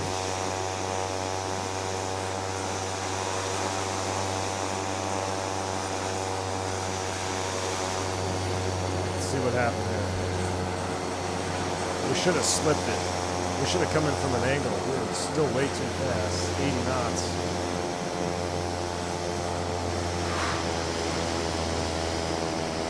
Oh, we started porpoising. Chat.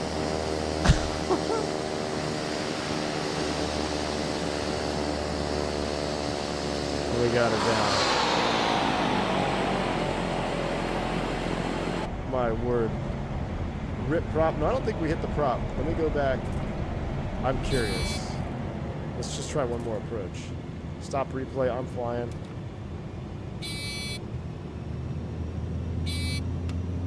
I'm flying.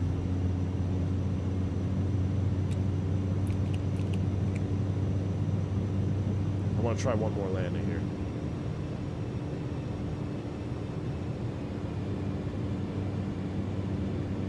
Without the update. Because I've not had that porpoise before. Powered idle, a little bit of a slip. Let's try this. Look what we should have done the first time. There we go. Hold it off. Yeah, that's how it should have been the first time. That's how it should have been. I don't know what happened with that. It caused us to do that massive porpoise. Porpoise. That's alright. It's still fun. Alright, I'm going to set the replay up here.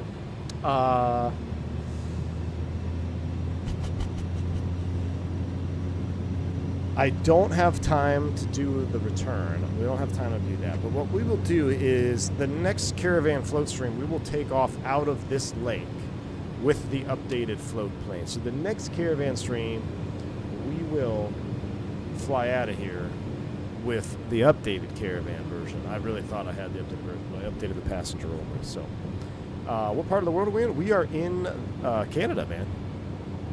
Up Canada. So, we're at Lake Doran Lake. So, if you want to join us on the way out, which might be spicy the next time we fly it, hop on Iveo, fly with us back to Renton Field there in Seattle. Not too sure we're going to make it out. Oh, we'll make it out, Vodka, because we're going to drop all the people off. It's just going to be pilots only, right? We're not going to have anybody on board. So, well, unless we simulate a big fish haul and taking all the fish with us out of the lake.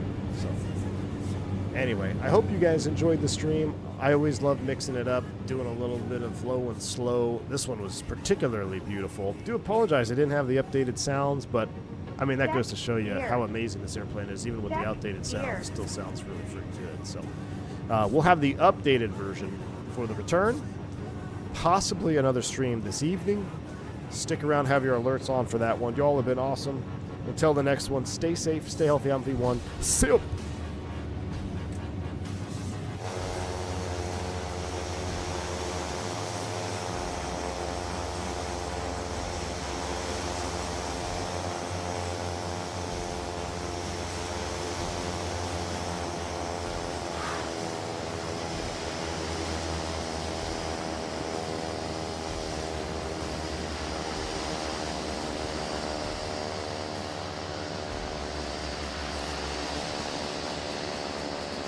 No prop strike.